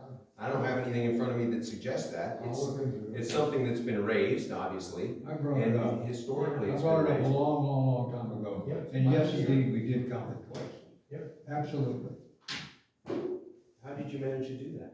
just gotta look at the, you look No, at how did you manage to count it twice, since you're sure of yourself with respect to that? yeah, because. And if you were aware of it, why was it happening then? If we're gonna have that It was discussion. admitted Human error. by the previous administration that it was being counted twice. And yet, and yet, they didn't just take it off the. We had a certified public accountant look at it, Yes. Sarah Beer, and she saw that, that problem. I remember that, It's been documented. I remember that Yeah. particular issue, I didn't know that was the merchant account though. Yeah, I can't carry this stuff in my head. it's been documented. It's okay, that's why we're here. That's right. That's straight too. Let's see Touche. That's why we need a good financial statement. Yeah, I just wish we had An it. accurate financial statement, that's why we're looking for this. We should have been looking for it for the last 30 years now. Darn right. Oh my gosh. All right, so anything else that there's not a lot of meat on this. Go ahead, Now, Scott. another question, slightly different, directed towards Mr. Palamisa. Have we accessed any of the, loan, the 250K to pay off any bills? Nope. So it still sits out there unutilized, which is appreciated. Am I going, can we take a quick look at the agenda? We still on financial, right? Yep, 5C. Quarterly. Has the finance committee begun to work on next year's budget, which is due by the end of June? We have not considered that because of the state of the books, but yeah, it'd be nice to do some planning from books that are certain. So the question I keep asking Bill, and fortunately Dave's helping with this, but it's, when are we gonna have some books that we can count on relative to projections, like, for example, hiring a new manager. It'd be nice, kind of nice to know where the books were and be able to pass off books to a manager. Can you imagine? I guess you can hire someone, and not entirely know what your cash flow is, and then, just have them doing their job without, books that are closed. So yeah, that's an ongoing problem that Thank needs to you. get resolved. That's what Bill's been doing for almost a year. Yeah, I mean, Well, yeah, but there's no, it's not, we don't have a closed, you can't do projections from it. You can't do projections from it, because, but you can, Yes. we can build a budget based off income versus expenses. Yes, Yes, you can. absolutely. okay. Because And I've already- expenses I've already are started, Past actually. history of what you have paid. Yeah, At least get a budget started. and projected inflation But- There as well. It's not that difficult, and it's March. This thing should have already been started, you guys should be finalizing stuff by the end of April, so you can have your meeting in May, so it's done by the end of June. Okay. In theory, it has been Can we move started, on then? but Well, We can complain a little bit more about things. We're on strike two already, Cedric, I don't think you wanna get three. So. Yeah, there's still more time. Hello? We'll leave it open. How long is it still rain? Before now? How long has she been here? A what's couple that? weeks? Our new bookkeeper that we hired. Is she started? Oh, yeah. She's been 3 or 4 weeks now? About a month, hasn't it?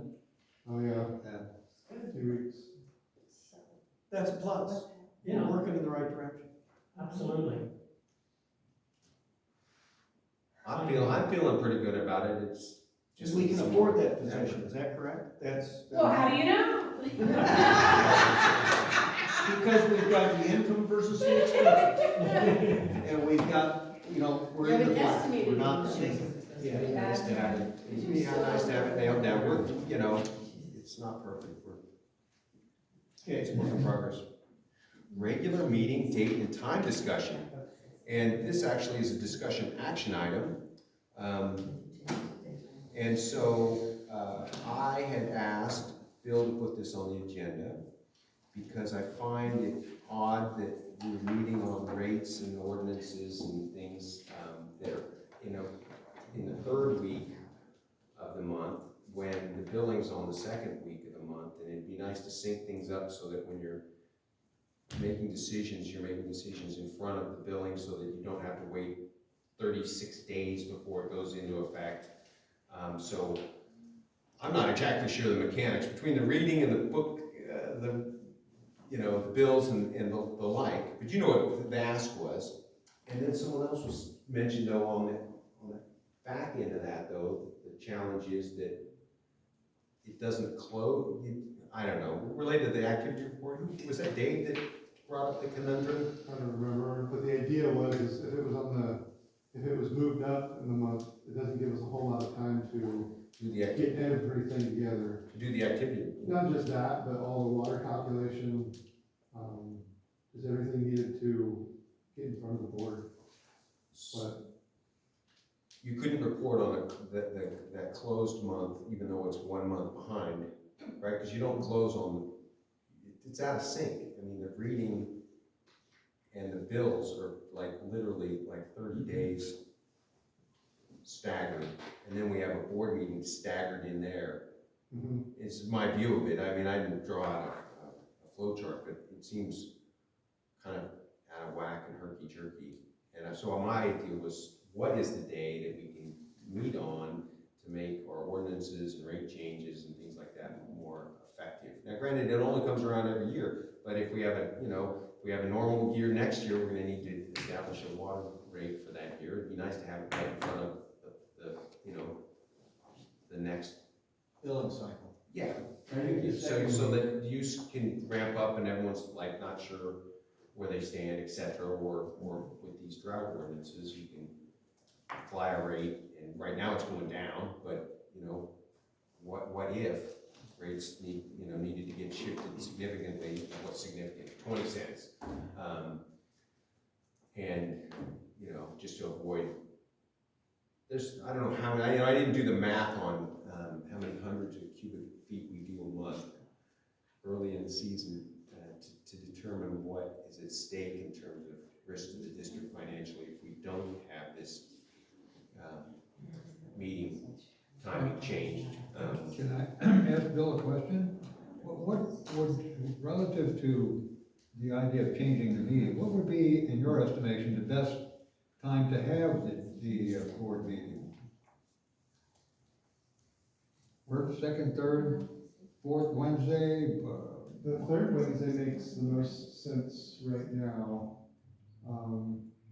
just because it just gives the most time to get everything together for the previous month. Now, to go to the second Tuesday, In theory, you would have had 45 days to get ready for the Tuesday, right? Because you'd be literally a full month behind. You wouldn't be reporting on the most recent month, you'd be reporting on the trailing month. Yeah. But everything going forward, all your actions going forward would be in front of, the next meter read. So in theory, you might have more time, but we'd be having an activity report in, let me think about this, if we're in March now, we'd be having an activity report for February, so you'd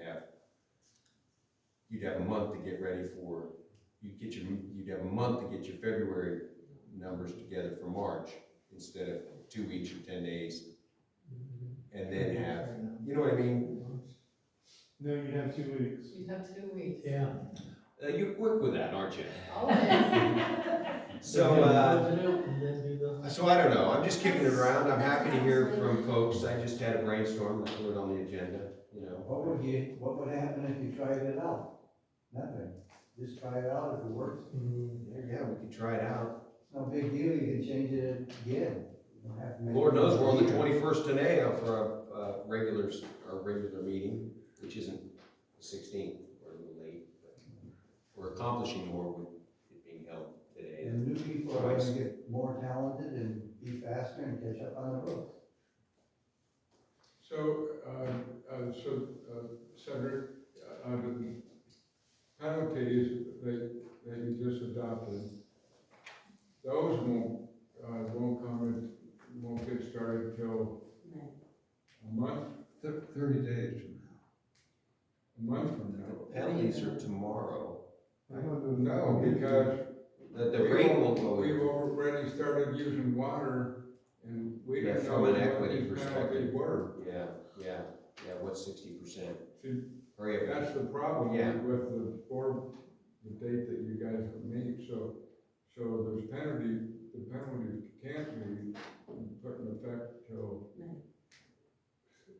May. And April. I mean, the timing on this just drives I cannot carry those months in my head. I need it written down on the flow chart. Part of it's your meter reading versus your billing and. Yeah, so the last reading was March 14th. Through So the we're- 16th. 16th. And so now we're using water through the middle of April. Yeah. And we're having a reading, and what we're saying is that reading, that next Change. couple weeks of water use, we won't receive a penalty on. No. The water rate will be, it'll still be 121. Because we're already. And so, yeah, so there's some slack there in the line where we could harm ourselves. If someone had an appetite for a lot of $1.21 water. You do that 89 tomorrow?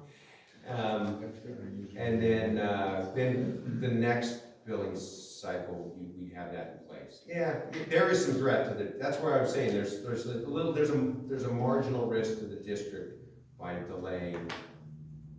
But look at how, I mean, we can end up messing up the agenda or the noticing and have to miss it anyways, so maybe there's not much in it. This is Either which way. exactly what happened last year. Yeah. It took us forever to be able to come up with a palatable drought rate. Yeah. Then by the time that we were able to go through the flow chart with the billing cycle, it was over. Yeah. And now we started all over again because we've got a new year with a new water rate basis, and here we go again, same thing. Okay, so we've had some any other discussion from the public? No? No? Erwin, more? Well, I'm trying to get my head around it. So we passed the water shortage emergency, which takes effect right away. Yet the district is still on the old rate for the end of this month? No, further on, right? 30 days from And today. can't we hook on to, because. Well, 30 days, that's right. We kept the penalties alive. Yes. Yeah. We kept Oh, the that's right, penalties the alive. penalties are alive. So if we've got Yes, they are.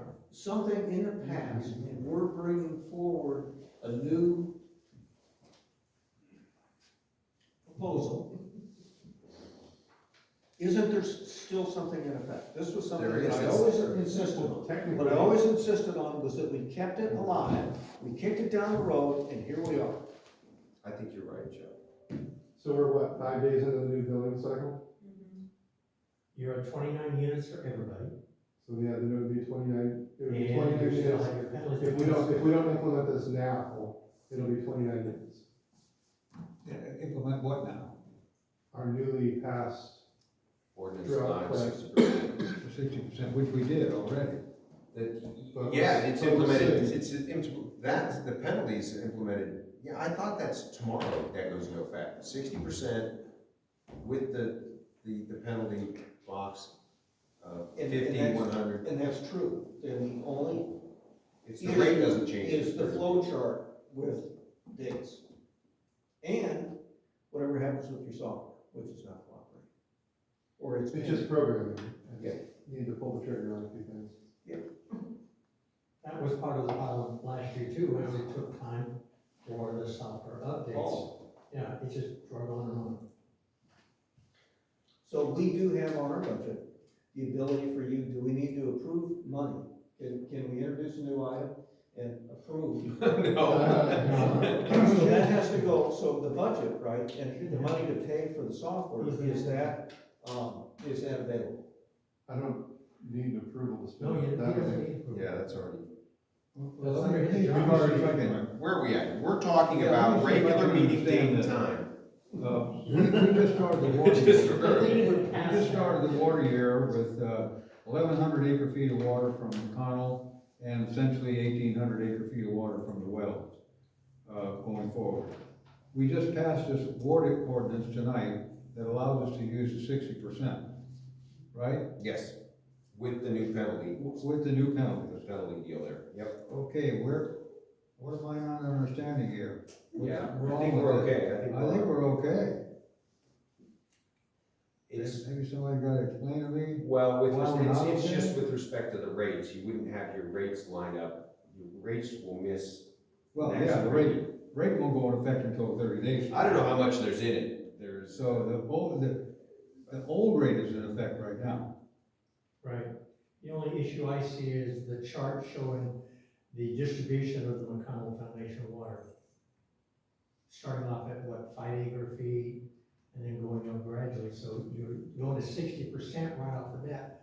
Could be a challenge for the district, and you would potentially, with the temperature going up, people would say, well, I can use 60%, I'm just gonna go ahead and irrigate. Yeah, but those numbers that you see in that chart, they're not hard and fast. They're not. They can float a little, Okay. We're Do we wanna blow through that 1,100 in the first 3 months? Well, looking outside and no rain, it's likely That's it's my not point. this. Yeah. We better not. That's right. There may not be anything else to purchase. well, yeah, like, we can always have another meeting. Chicken. I look forward to it. Yeah. Oh, boy. Well, but you got the penalties in place, so if you go over the six. Yeah, the penalties are in place. I know. Unfortunately, April that year was unused. I think we're okay.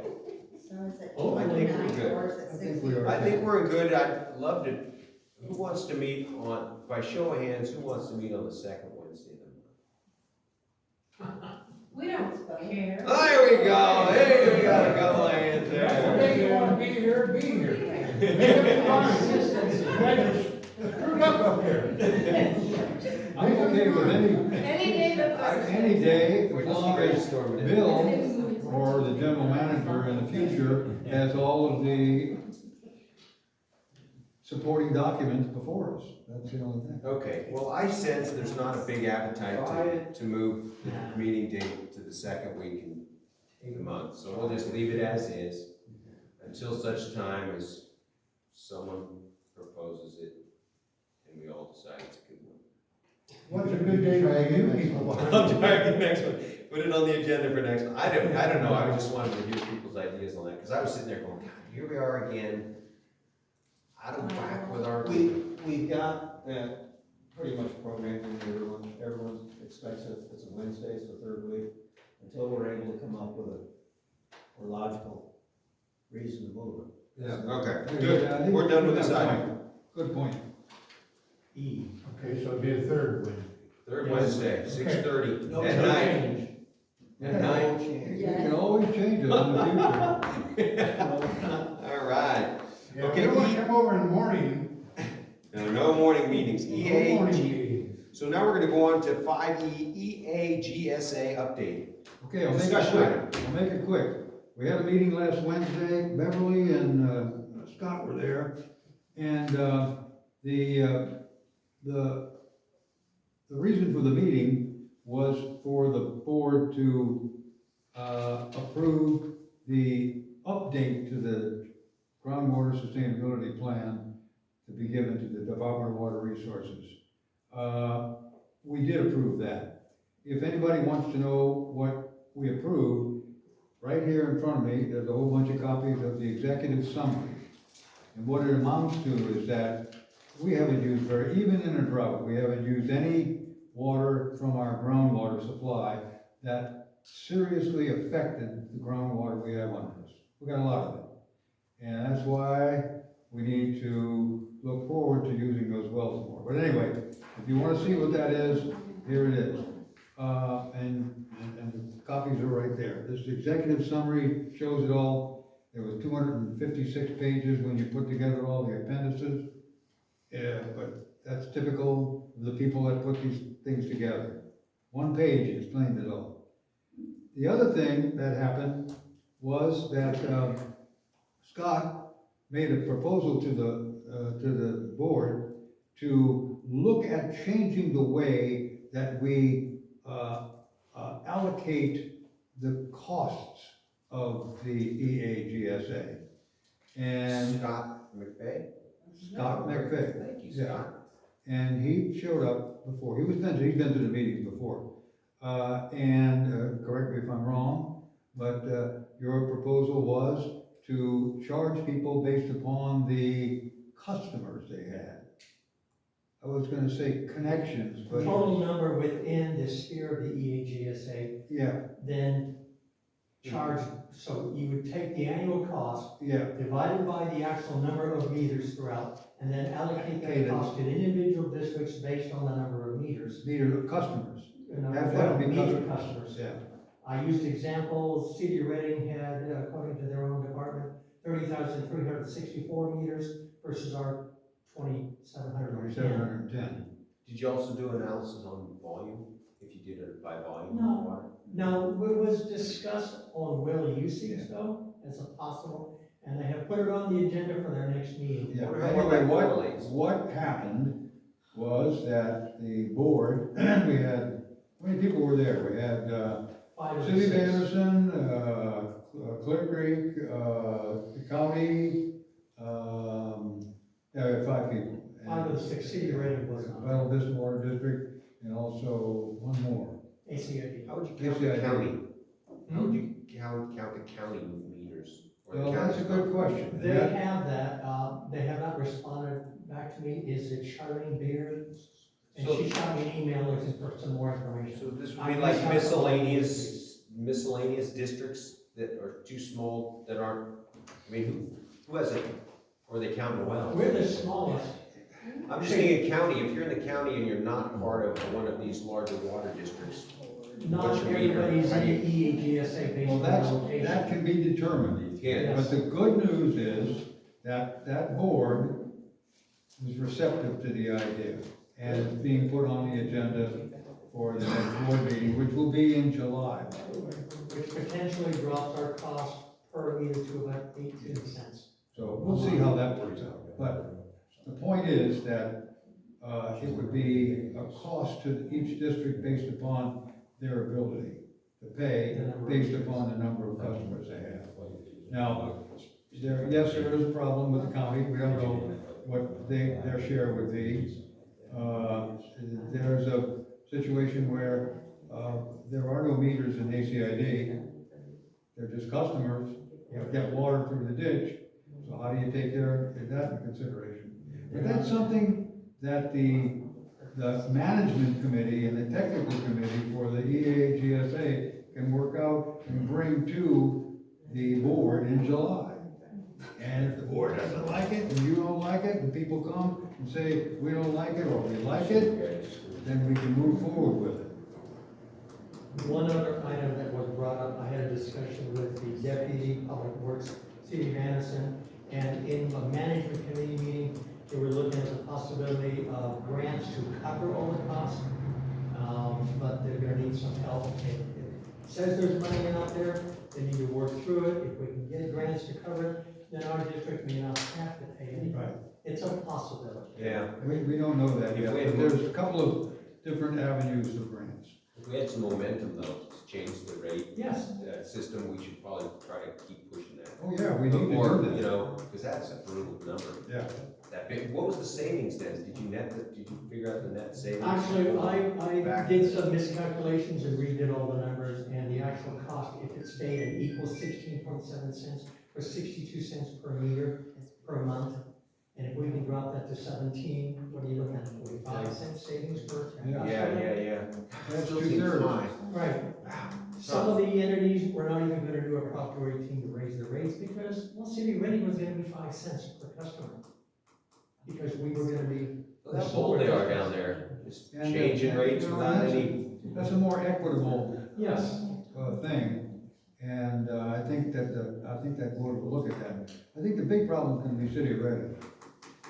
First, Well, they are covering some of the administrative and legal costs. well, some, but not all. Well, no, not all. No.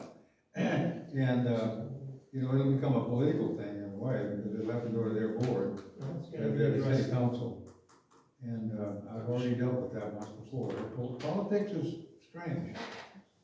They're not as friendly as they are, maybe? No. Of course, you got new people there, compared to when we Tim Thorne first went through represents this the Board of Supervisors. years ago. But the people at the city of Reading, I found that they're very possessive of the city of Reading. And they still think they're the king of the How hill. dare they? How dare they? Well, they have a nice facility, yeah. Yeah, There's a gal from the city of Reading that, watches the, YouTube that Caitlin posts, so just be careful what you say. yeah. Yes. Well, Well, no, I've said this before. I would be possessive too if I was in the city. Yeah. Reading, you know, because You know, what that's you right, do. they have every right to be, and they have been over the years. So you take that into consideration when you walk in the room to negotiate with them. Yeah, they were good last year. and They were very good that- to us that last helped year. us really swell. And And we working thank with them their for it. resources staff is. Well, anyway, that's Pleasant. the extent of the discussion on that item. Anything else? Well, if we're into the end of this, I'd like to bring up the issue, it's not on the agenda, and I don't know how to do it, but I'd like to bring up the issue of the general manager. I wanted to go to 6, It is on the agenda. it's on 6C. Not in the business, but the general manager. Standing the committee Operations reports. and administration. 6C. Yeah. 6C, standing committee reports, we could cover a little bit of that. Yep, it's on there. Okay, so let's go 6A, staff reports. I think we have a guest speaker this evening. We talked about that. We talked about allotting 5 to 10 minutes for each staff member to do some sort of presentation for the board. That would be swell. Right. We're cutting down on overtime. That would be awesome. Hey, we like it already. But no one wants to do it, so. So you have 60 minutes. And how long did you have to wait in order to say your spiel? Yeah, we kind of covered a lot of this stuff already. Good. We Did I say that out loud? I'm gonna make It's it quick. memorialized. I'm gonna make it quick. We submitted a letter to Cal OES requesting a time extension for our $2 million of funding, and we received a letter back, which I think, yeah, it was part of the packet. Staff is still working on the, meter reading software and programming. The Wells and Booster Station produced 51 acre-feet in February, just because, it was exceeding demand. They were shutting off, a couple times a week. The water treatment plant made 39 acre-feet in February, and we used a total of 707 acre-feet, total from the city of Reading for the last water year. We had a problem with filter 7 went back online and seems to be performing normally. After a careful inspection, it was determined that a slug valve was introduced in the filter bed, causing a disruption. This filter is in need of media addition, and there's a list of filters that need to be completely rebuilt. An inspection of filter 8 was completed, and a hole in the media bed that we monitor is continuing to get worse. To worsen. I don't know why I wrote that. Sand is still accumulating in the under drain. This is all evidence of a ruptured lateral. And I attached an estimate in the board packet that went from $80,000 to over $100,000 in like a year and a half. And that's just for inflation, travel time, fuel, all that fun stuff. And the next meter reading date is April 30th. Okay, that was quick. Bill, can I ask a question? Sure. Will the handheld meter reader still work? Is this gonna be have to require reprogramming on our meters? Yeah, it won't work because we're updating everything to a completely new interface software, so it won't even recognize it. And that work's scheduled for when? Where we can bring all that? They're working on it now. When we go inside the meter reading, the week and a half or 2 weeks it takes them to read the meters, the billing period, they can't make a ton of changes to that program. Yeah. So they only get like 2 weeks a month to work on it. And they have other things to do too, and you got any better excuses? No. Okay. So what's the implementation date? When are we gonna check that box?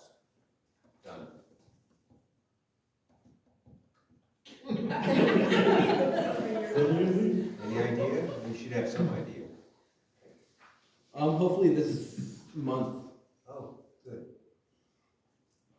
You but have to so, put pressure on Chad. yeah, so like,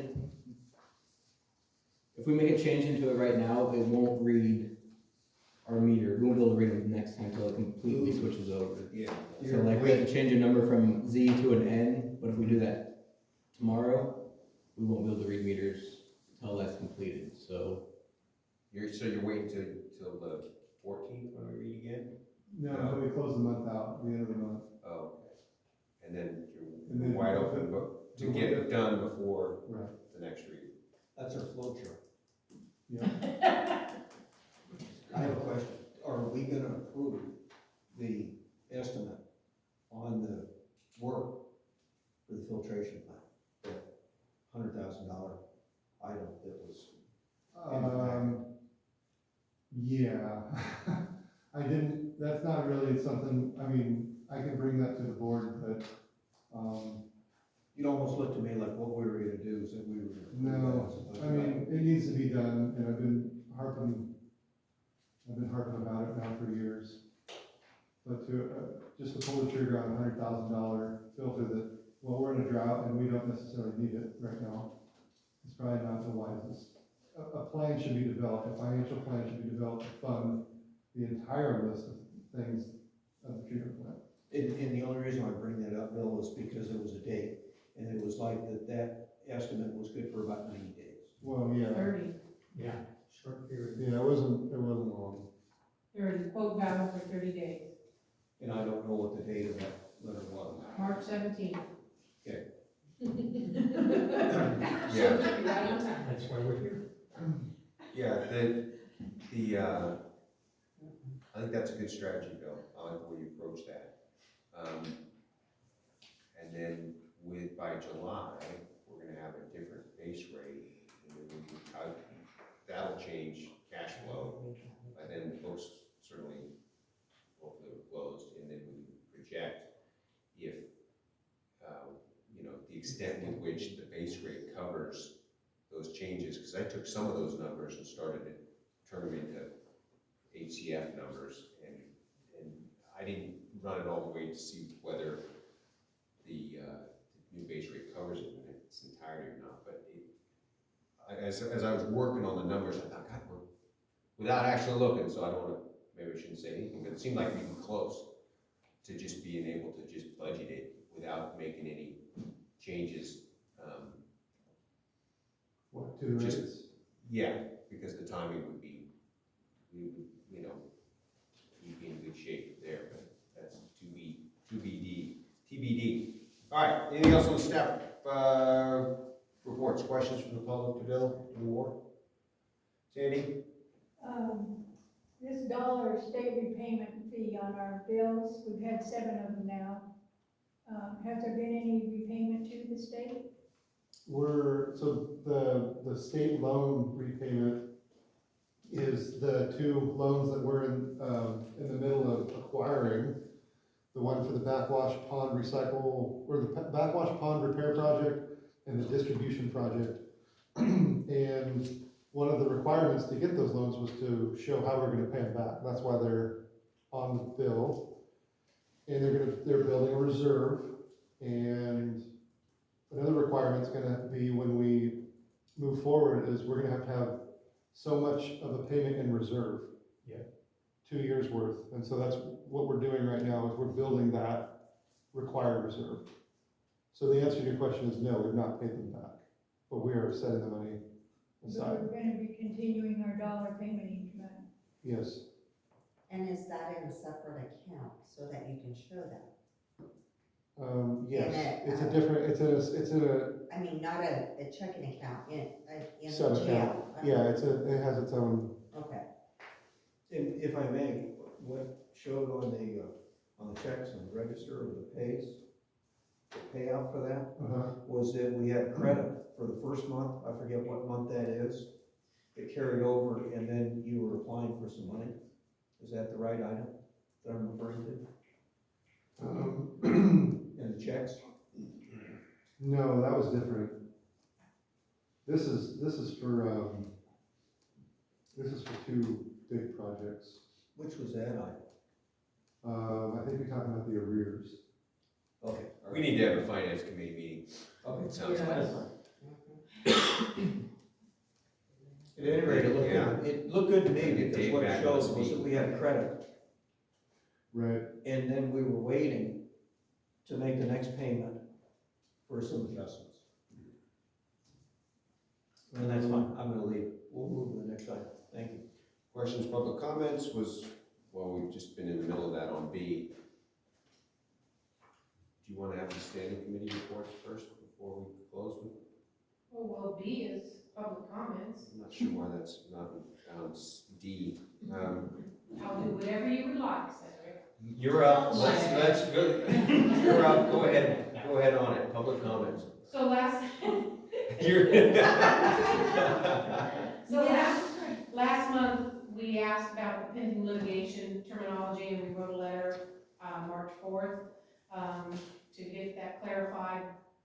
Have we heard back from the lawyer yet? I'm still working on an actual clarification. What do you mean by that? I'm trying to get everything together to respond to you, or to whoever wrote that letter. Okay, We all did. well, yeah. Yeah, I didn't mean just you, but, Yeah, so, Because we're bitchy. yeah, we It's all went home and read forthcoming. our Brown Act several times and came back to our Thursday meeting, so. Okay. So, okay, you can't just say, you can say you're wrong. I mean, and I'll clarify it in a letter, okay, okay? Do you know if you're wrong? no, Oh, It's not clear if he's wrong. Did you make any review? No, I've left that job, that's Bill's. What I'll say is that I made a review, as far as I can tell, there was nothing that was out of order. That's off the record, basically, because that's just my take on it. I looked, I did some reading, and that was an item that I considered. But, the attorney's gonna respond. okay, Yeah. I will have an answer for you this week. okay, all right. That's all I have. That's Okay, wrong. very good. All right. I'm sorry. Standing committee, general report, standing committee reports. And this is gonna focus on the general manager vacancy update. Chuck Jones is gonna take us through this one. Irwin clarified some of this for me. Yeah, we both talked about it. Probably, we've looked, what we need to do is this, when Bill asked me whether I wanted this in the personnel committee or that it would go in business, what, is an issue is how we're gonna pay for this. And it's, The new general manager. this is no small thing. To hire a new general manager, for a new general manager to come into all of the things that a manager would deal with. Bill's got a real good handle on this, and I'm not convinced that, to some extent, that Bill isn't gonna have to assist someone when we do hire someone in this position. The level of competency to, come into our situation, all the things that we discuss in a meeting, is gonna require a high degree of competence. Yeah, you take whoever it is, the successful candidate would necessarily need to be fairly competent, but also would take some time for them to come up to speed. But I would expect, their learning curve, like any new job, requires that additional effort at the front end. You have to pedal hard, because it feels like this, and then you gotta get up there and, still do some climbing, but that initial. And part of my response is that when I look back through the agenda-sized items, what's been on the agenda now is the hiring of a general manager. That was clear at the first of the year, it's certainly clear this evening. And we'd like to move forward on that, and Erwin had proposed that we would meet an open meeting with the personnel committee. Yeah, we have 7 applications from people who have applied for the position, and we have not publicly talked about them in a personnel committee, which we really should do. Correct. And take a look at those 7 and let the public see who they are, and take a look at what we can do to see whether any of them, or all of them, or none of them are qualified, and move forward, excuse me, move forward with that from there. There may be a situation where we could meet as a personnel committee to winnow down some of them, wind up with one, two, or three that are acceptable to us, and then interview them. The personnel, in my opinion, the personnel committee could make recommendations on all seven, and the board would decide which, you know, you have Okay. from 1 to 7, and then there wouldn't be winnowing ahead of board action. Okay. The, That's acceptable to me. yeah, okay. I think that's a good idea. What we need to do then is for the personnel committee to meet, to vet them, to look at them all, Yeah, and let people know who they are and what their qualifications are. yeah. And the public and their expertise, you know, their history, background, you know, weighing in on their likes and dislikes, that's just more useful information to also incorporate into our decision. My question is, how are we going to settle on the salary? Well, we're not gonna do Wow, is this a $120,000. personnel committee meeting? Oh, I'm just sitting. this is an update, so, To me, this gets kicked back to the finance yeah, committee. And we're talking about a budget and, you know, income versus expenses. Well, in the, we need a budget, we need to be able to forecast from it, so it's gotta be solid. whatever that's called that we sent out, we did indicate a possible salary range, as I recall. Did we change that? The job file that went out, did not have a salary, it said, based on your breadth of experience or whatever. Right. Yeah. Then maybe what needs to happen first is that we need to have Bill, if you can do it, give us an idea of what salary range we can afford. We need to be darn certain on I had that. a brief conversation with Dave on that. And, we're gonna have to work through that. Well, that could be done in the personnel committee. And I would see, imagine. Well, it's gotta go to the finance committee for the money. well, Finance. if we meet in the personnel committee, then what we can do is that we can look at some of these items, as you and I briefly discussed prior to the meeting, and we can move forward Yeah, with the concept, and that's how we need to do it. We need to put it on, we need to agendize it, we need to pick a date, and I don't know it's a traction. when would you like to convene the personnel committee? I'm open anytime. The And sooner we the can- better, really. And we can work on the salary Not range. tomorrow, please. I would suggest, next week sometime? Yes, please. Next week.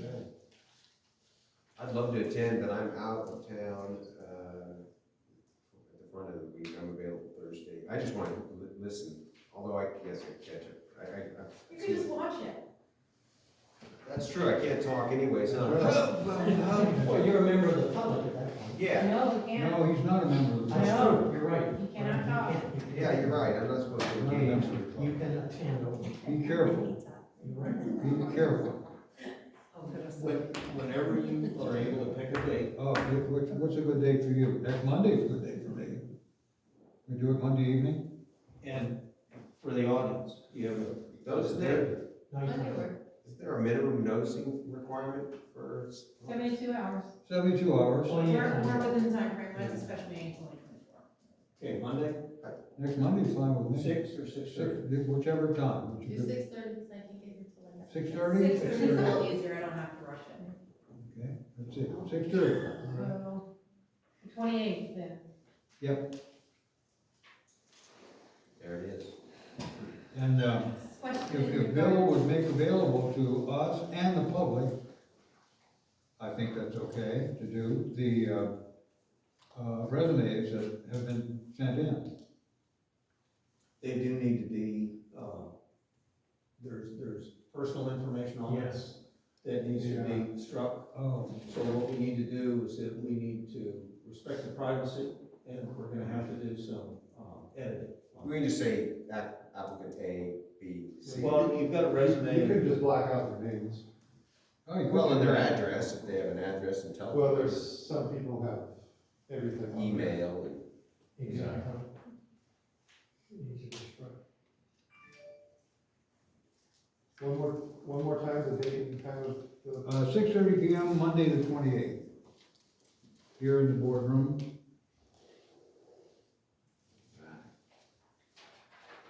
Thank you. Question in regards to your applicant. Thank you, Chuck. I know it was brought up when we had the, If you would, please. What? I missed what you said. I'm sending it. I'm part of your, I'm not since 3:30, I'm a little tired. When the application issues came up last year, we had requested that anyone that you consider to be made go through a background investigation so we don't have to do the dumb shits again. Is that going to be part of your process? we We have- will Yeah, we have to. interview people. We will look into, But interviewing is different than sending them through a background investigation. okay, the last time Background investigation, they I, check everything. Can I interject something here? Nope, Can I interject something let here? Chuck finish, please. Background checks cost money. Oh, God, he's not gonna listen. I would suggest that before you do the background check on anybody, pick somebody first. I said that, Cedric, you Okay. didn't listen. Now let Chuck finish. Yeah, that's strike one. You got 2.5. Chuck, Wow. And the idea is for the board to pick somebody first, and then you can do the Just background don't call check. me Dave. can Chuck finish now? back when I was in the audience, what I did was I asked Bill about prospective new hires. Oh, I understand. And what he said that there was nothing in place with regards to doing a background check from the district. Yeah, we don't have a policy on it, but we can background check people, and we do, we are. Yeah. Okay, so there's. Is it costly? It costs money, about, I think it's $90 person. Okay, that's not costly. We're not breaking today. I'll give you the $90. You still want to change his name. We'll take the money. No profile. There you go. So what has occurred is that Cedric brought me up to date with regards to some of the applicants. Irwin Jr. I believe there might have been 4 applicants in the beginning. We got 7. And I asked Bill about one individual, and he said that individual went back to work, and that individual went back to work in the water treatment business. So one is out. Okay. And then when we look at the others, we'll have a meeting, and we'll go through it. Yeah, that's, I just wanna make sure that we don't end up with the same problems that we had before. Someone who's And doesn't know. And how this is gonna work is either someone's gonna be able to step up to the plate and handle it and do exactly what it is that Bill's described. Or he's gonna be cut loose, and he's gonna, he or she is gonna handle this, and if they can't, then that person's gonna have to go and start over. What else can we do? And we're gonna have a tiered pay schedule, so we're not sending him off at the We're top. gonna work through We'll it. talk about that in finance. Exam, the whole. Yeah, I mean, they have to hit metrics in order to get a pay raise. Well, Monday, 6:30. I won't be here till after 7. I got nothing. Evaluations, quarterly evaluations for that first year of probation. We don't wanna scare anybody off. Scare them now, because we're gonna scare them later. If y'all don't scare them when they start out, we're gonna scare them later. So I suggest That's true. I suggest scare them from the beginning. I can't imagine anyone walking. Bill, you've got fortitude. You sure you don't want to hang in there? No, don't even go there. All right, any more comments on the standing committee? I anticipate that the finance committee, gosh, it's just really hard to meet on stuff about books that are closed. There is. But as soon as we do, I look forward to trying to get a good solid budget, and if we we have to use something that's less than, perfect, and we just have to run off of And then do a 90-day review. monthly expenses and income to try to guesstimate what we can afford, which, you know, but we have to be all in on it. The managers can have benefits and health care cover and all that. So we're gonna have to be careful we have a good handle on our fiscal house before we. Just make sure that you get. Public? We have an understanding committee that needs to do a report. Oh, the ag committee? Okay, so Johanna isn't here. It was a really good, Saturday meeting with, the couple. That was the farm visit on Saturday. The meeting was what, Wednesday, wasn't And it? the meeting was just a handful of people. Scott was there. And it seemed like there were two individuals who I hadn't met before. And it was a really good overview with regards to, let's say, the current conditions of ag. And I think that it has changed dramatically in the last 10 or 15 years, because it used to be that we had, let's say, retired people who did a lot with the ag. And a lot of those people have moved on for whatever reason. And this is a whole new set of conditions. And that's why on Saturday, I was real impressed with a couple, because they're educated. They took a piece of property that had been heavily grazed. They knew enough about cover crops, and what they did was that they put in cover crops. And I forget what the second word was on sorghum, but they used a sorghum blend. And they had sorghum that was about as tall as corn, let's say. And then they used two others in cover crops, and they were happy about the 60% of 2019 numbers, because they've been there for, let's say, maybe 5 years or so. And so they're new to the area. They're growing garlic, and they're on a drip system. It's a newer drip system where the emitter is inside of the tubing. On the ground cover black plastic, let's say, that they put over the soil, there's a food grade type that doesn't break down. So, Food grade type of what? Plastic or tubing? well, it's got, let's say, the aluminum foil on, in addition to the black. Okay, so it's reflecting the heat up, so Well, it's heating the soil. It's covering the ground. Okay. The most important thing that I heard from them that I'd come to the conclusion of is that, when you till, you get a lot of weeds. So they don't do any tilling. They had, I want to say 2% nitrogen, and with the ground cover crops, they were able to get it up to 4%.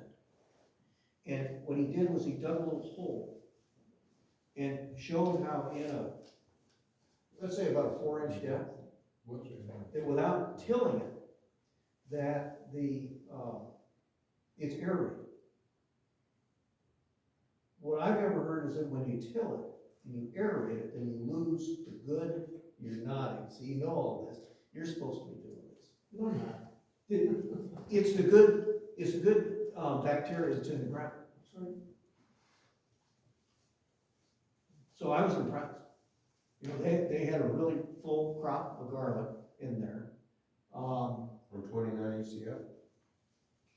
Yeah. Micro drip system right at the root zone. Yeah, okay. That's all. The other thing that I learned from them is that they've got a technique where they know where the outlets are if you grow items, and that you can sell them in ready. Mm-hmm. So even if you're not certified, there are outlets. And then what they described is that they didn't really have as much product, let's say, as they would need at some of the bigger wholesale places, but they were able to market their crop. Did they consider going direct to, like, restaurants? See, That becomes problematic because they're not certified. Yep. And they're not willing to be certified. And they went down to Orland to get their mulch. Orland has a mulch that's better than what you're gonna get here locally. And I'd never heard of that, and there was someone else who knew that. I think that might have been Sally. So they are, modern. They put out a pretty big, investment in, let's say, the black sheet that they've got where they cover it to keep the weeds down. They've done the cover crops, and they're effectively recovering that piece of property and making it more marketable. The black visqueen also helps reduce evaporation. But you can also take a straw into your slots. But that's not Put what that they're in and growing. plant. They're growing on a separate plot. Right. Oh. And then with the drip system, they don't have too many weeds. Do they use any phosphorus? Phosphate? We had a farm advisor come out See, here one they're time. sort of doing it with the cover crops. Mhm. I mean, I've gotta be careful what I say, because I didn't, it's all new. I wanted to go to What that they meeting, do. but I had to go to a funeral and let them. Do they just cut their cover crop and let it lay in the ground and put the organic matter gradually back into the soil? I can't answer that. Were you at that meeting? Because if you know tilling, illness has to lay there, be covered. Nice. And Okay, decomposed. yeah, I can hear, okay. Yeah. See, and then, I think what they said too was that they grew peas, and then peas have the, They re-nitrogenate the soil. Legumes, Put, veg. put They know what they're- nitrogen and they know what stuff they're back doing. in. Thank you. you're welcome. Well, Mr. Chairman, what do you think? I guess we've already covered the questions and public comments, which typically closes our meeting, so I believe we are ready to adjourn. Meeting adjourned.